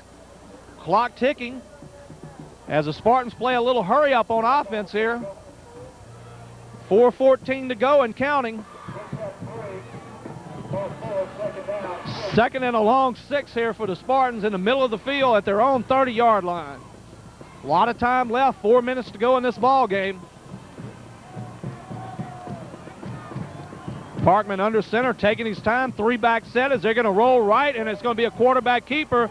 And Antoine Smith was not fooled as he rolled him down. They picked up about 2, bringing up a 3rd and 3, so nice job there by the Tigers, recognizing that strange formation out of the Spartans' backfield. And that was a quarterback keeper all the way, and Parkman picked up about 4, so it'll be a 3rd down and a long 3 for Salmen. Clock ticking, under 3.5 minutes to go, and they're running the football. And I'm just not sure at 3 yards a pop they can get it down the field with this clock, although they do have their timeouts left. Same set as Parkman rolls to the right. This time he hands it off up the middle. Big hole. One man to beat. Lionel Joseph runs him down and tackles him at the 36-yard line. Touchdown saving tackle by Lionel Joseph, but a big play by the Spartans offense as they busted up the middle for about 30 yards. And right there, you know, they keep pounding up the middle, and they just got that one big break, and it got a little seam, and number 34, Corey Hurt, busted up the middle in Independence territory. So with 3:09 to go, Salmon's on the move down to the Independence 38-yard line. And that's the first big play the Salmon offense has had tonight, and what a crucial time it came in as there's 3 minutes to go in this ball game. Parkman once again in that 3-back I setup. They hand the ball once again. This time he's hit at the line, bounces off 1, bounces off 2, but not McLean as he holds him down for a 2-yard. And we have 2 Tigers that ran at each other, and McLean is down as he ran into Big Don Drake. And he landed hard on his shoulder, Marty, and we hope for the young man's sake he is not injured. And what a game we got going here with 2:40 to go here in this ball game. Salmon, the ball resting at the Independence 33-yard line. I remember a game a few weeks ago with Kentwood that came down to the wire and the ball ended up at the half-yard line. Tigers prevailed. Yes, and that was a very exciting one. And, you know, you'd have to say this game's been rather boring, but it's starting to get a little exciting now, Darryl. And you know one thing, you hate to see anybody injured, but this comes at a good time for the Tiger defense. It allows them to take a deep breath and catch their breath here as Salmon is kind of putting them back on their heels on this drive, Marty. Hopefully for our sake, McLean is not injured seriously. You don't want to lose one of your linebackers. You don't want to lose anybody going into the playoffs. And like we talked about, this is a game for bragging rights and for a lot of things, but it doesn't mean anything for the playoffs. So he gets up under his own power. So it looked like he might have just had the wind knocked out of him there. Tigers defense 2nd and 5 here as they try to stop the Spartans with 2:38 and counting to go in this ball game. Once again, the 3, I guess you call it the triple I formation, and hit in the backfield, Antoine Courtney. The big man, we talked about it being a man among boys. He can step up and play with the best of them. And right there, he made a huge play for the Tiger defense, dropping him for a 2-yard loss, bringing up 3rd and a long 6. Somebody forgot to block that young man, and he just shot in there, and he laid a lick on Hurt. And he hurt. What was your prediction for that play? Pain. That was a double entendre. Hurt on Hurt. And here we go now, 3rd and 7, Parkman. The ball rests at the 34-yard line. They turn, he's looking to throw the football, got a man going deep. They swing it to the outside, and he was wide open, and he one-hopped it to him. And that's going to bring up the biggest play of the ball game, 4th down and 7, baby. And the Tiger players are pumping them up. The fans are coming alive, and this could be it. And Salmon will take a timeout to regroup and figure out what to do here. There's 1:44 left to go in the game. This will be 4th and 7, and this is what it's all about. This is the 10th game of the season, playoff preparations, and it's going to come down to this 4th down play. And once again, Darryl, we'd like to thank our sponsors, Travis Amar, attorney at law, Big Daddy's Fried Chicken, Ragusa Brothers Hardware, and Hi-Ho #1 in Hammond. And not only tonight's sponsors, but every sponsor who has sponsored the Tangy Game of the Week this year, our hats go off to you for helping sponsor high school athletics, get these kids on TV, and let the parents and the grandparents and some of the people that can't come to the game get an opportunity to see these young men, and also the cheerleaders, flag corps, Tigerettes, see them all. As this is what high school athletics is all about right here. Spirit of competition, good, clean, fun, and everyone wants to win, but there can only be one winner and one loser, and right now, if the Tigers can stop them, they'll be that winner. And it's getting loud on this sideline, folks. The fans are rocking. Kurt Michon even jumped 6 inches on the sideline, and what a feat that is. Yeah. 4th down and 7. The Spartans banging heads. They're fired up. They know what this one is all about. They've been there before. Previous state champion a couple of years ago, knocking off John Curtis twice in a row in the Dome, so they know what it's all about. Parkman comes to the line. I backfield, 2 receivers set, 1 comes in motion, and the whistle blows as I think the Tigers called a timeout there. They wanted to see the formation, and they did, and they called timeout. So they'll make them wait one more time for this big play. Well, they wanted to see what Salmen would come out in, and that's just what they did. It was a smart move by Charles Bagley calling a timeout. And looked like Salmen was going to fake it to Hurt, and Parkman was just going to roll out. He was either going to have the option to run it or pass it. So, great timeout by Independence with 1:43 to go to set their defense. And the fans are clapping. This place is rocking. I even saw Merely Marty bust a move a minute ago, and I got to tell you something, it doesn't happen often. No, it doesn't. And I got to bust a lot of moves as cold as it is up here, Darrell. I've got to be perpetual motion. Perpetual motion. Danny Terrio, he is not, folks, so don't worry about that up here on top of the press box. And a big, big play coming up. And, you know, you watch a game for the whole night, and it's kind of back and forth. Nothing's really happening, and all of a sudden the excitement gets going. The fans are rocking. And now you know why you come out on a Thursday night instead of a Friday night this week to see high school football. And we're better than Tangipahoa Parish, folks. Exciting year, and it's just going to get better. Playoff football is coming, and the playoff atmosphere is here right now on 4th and 7 at the 34-yard line. The Tigers fired up on defense. This could be the ball game, folks. Parkman under center, Kuzan in the backfield. Robinson is your fullback, 2 wide receivers. Surveys the defense. He calls for the ball. He will turn, fakes a handoff. He's going to throw the ball, try to get to the outside. And in and out of the hands of the receiver, covered well by LeBrandon Tofield. And the Tigers take over on offense with 1:37 to go. And that should about do it, Marty, as I don't think the Salmen has but maybe 1 or 2 timeouts left. They can't stop them, and this one should be in the books for the Tigers, barring something unforeseen, a turnover or something, but this should do it. And Independence culminates a 10-0 season with a win here tonight over 5A powerhouse Salmen. And what an impressive victory it is, and it showed something to me as well as a lot of folks. It showed that Independence can play defense, and they can play with 5 big 5A schools, Darrell. They're as good as anybody at any level in the state. And yes, they are, and you got to really feel good about this game if you're the Independence coaching staff, because it's one of them games. It's an iffy deal how you play it, but they came out here and went nose to nose. As Tofield goes off the right side, gets dragged down for about a 1-yard gain, and the clock continues to run as Salmen calls a timeout with 1:30 to go here. But you went toe-to-toe with one of the big-name schools in the state. 5A, we talked about it, one of the big schools, and they've come out here and taken it to them and took their best shot and gave them theirs, and right now they're on top 15-8 with 1:30 to go.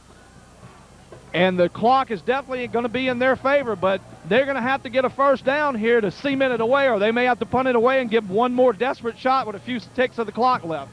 And what this does for Independence, Darrell, it gives them worlds of confidence, showing that they can play with anybody. And well, the best thing about it is if they can come away with this game with a victory, worlds of confidence, yes, but you didn't get anybody hurt. And for these young men, 10-0, and all they want to be is 15-0. They want another shot at Evangel. I don't care what anybody says about University of Evangel. They're loaded, this, that, and the other. Last year, this Tiger team took them to the wire, could have won the ball game, and this year I think they are loaded for bear.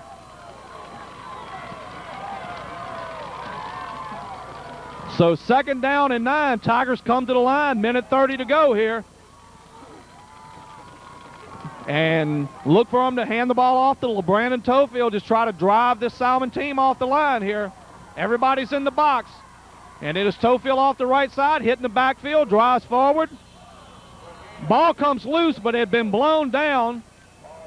And that's number 90, Darrell. We don't have his name, but he's been in on a lot of tackles. And once again, number 90 on the tackle once again. So to bring up about a 3rd and 8 here. Minute 23 to go as Salmen has called timeout once again. I believe that is their last timeout. That is 3 for the 2nd half. So after this play, the clock will tick all the way down before the Tigers will have to punt it away if they don't get the 1st down. If they can get the 1st down here, that's going to do it. So do you risk throwing a pass and an incompletion and stopping the clock, or you do run the football once again and let the clock tick down and punt it away and hope that with this little bit of time left that the Spartans can't do it on offense, as your defense has played well all night, and Quentin Weatherford has punted very well tonight, Marty. So what do you do here? I think you run it once again and let some of this time tick off and then turn it back over to your defense, as they have answered the call time and time again tonight. Would not be surprised to see maybe Sieber on a rollout and just probably keep the ball. Maybe he can get it to the outside and get a 1st down. Maybe he can't there. Williams to the high side. Albritton to the low side. Tofield as the lone setback. Salmen will be coming with everything they got, as they know they got to stop them here. 1st down would mean ball game for the Tigers. Sieber takes a snap, hands to Tofield, got a seam, picks up about 3 or 4 and out to the 40-yard line. So they will put the emphasis on Weatherford to punt the football, and the clock will tick. And it is down to under a minute 10 here to go, and they will punt this one away. And it will all fall down to the Tigers defense. They've done it time after time tonight, and they'll have to do it one more time as the clock is now under a minute to go. So you don't want to get a block punt here, Darrell, as Salmen has been awful close on the last 2 punting attempts, so you're going to have a safe punt here, and do not let them block the punt. And I'm sure they've told Mr. Weatherford, get it away quickly, as there is less than 40 seconds to go, so they won't have much time to work with here. As the Tigers call a timeout with 34 seconds to go here, and will set up the big punt play. They cannot afford a big return or a block kick here. Aside from that, I don't think if Salmen gets the ball the way we see them throw the ball, that they can go down the field in less than 30 seconds and score on this Tigers defense. And that was another smart move by the Independence coaching staff, taking the timeout, making sure everybody's well aware of what's going on. You can't afford to have a block punt, and you want to make sure you have good coverage. And what a tremendous ball game we've seen here tonight, folks. 34 seconds to go here. The Tigers lead it 15-8 in a scoreless 2nd half. Defense has prevailed tonight, and they talk about defense winning you championships. Both teams have a great defense, so look in the dome maybe to see one or both of these teams there. And it is loud, and there's not a person sitting on this Independence sideline.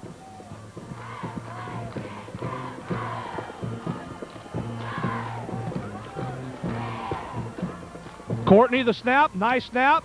He gets it away, a low line drive kick, but that's okay. The key was get it away. Fontenot picks it up at the 14, and he is surrounded by Tigers. Will get a little bit to the outside and hit hard there by Charles Tofield, driven out of bounds at the 22-yard line. Only 19 seconds to go in this ball game, and the Tigers seem to have it well in hand. And that's the 2nd big lick we've seen by Charles Tofield, Darrell, and he's a little guy, but he hits you with a big hit and a big heart. And right there, not only a big play for Weatherford to get the punt away, but a great long snap by the lineman, Antoine Courtney, who's doing the long snapping for him. Got it there quickly and straight in the belt buckle so he could just get it away quickly. And that's a good point, Darrell, because it's very hard for a deep snapper. That's not an easy thing to do. And we've seen him snap some low tonight, but that one he put right on the money when it counted. Tigers back in the 7 defensive backs here. I guess you'd call it the quarter package, as they complete a pass in the middle of the field, but without a timeout, they might not get another playoff. We'll stop to move the chains, excuse me. 12 seconds to go here. And Independence has just got to send everybody back deep here. They might get 1 or 2 more plays off, and that's going to do it as the clock does stop to move the chains. 11:10 to go. They snap it to Parkman. 6 seconds, and this is going to be the old Hail Mary, and I don't think he can throw it that far, but he's got a man open, and it is dropped. And I tell you what, folks, if he catches the ball, he might have scored, but he didn't, and the Tigers win it 15-8. A marvelous performance here. And I got to tell you something, folks. You come into this game wondering about how good this Tiger team is, well, now you know. And you do know that they can play with anybody, and a great victory for Independence, but this is all for naught as the real season begins next week, and we'll be here in Tiger Stadium next week as Independence hosts a wild card as they make their run to the Superdome.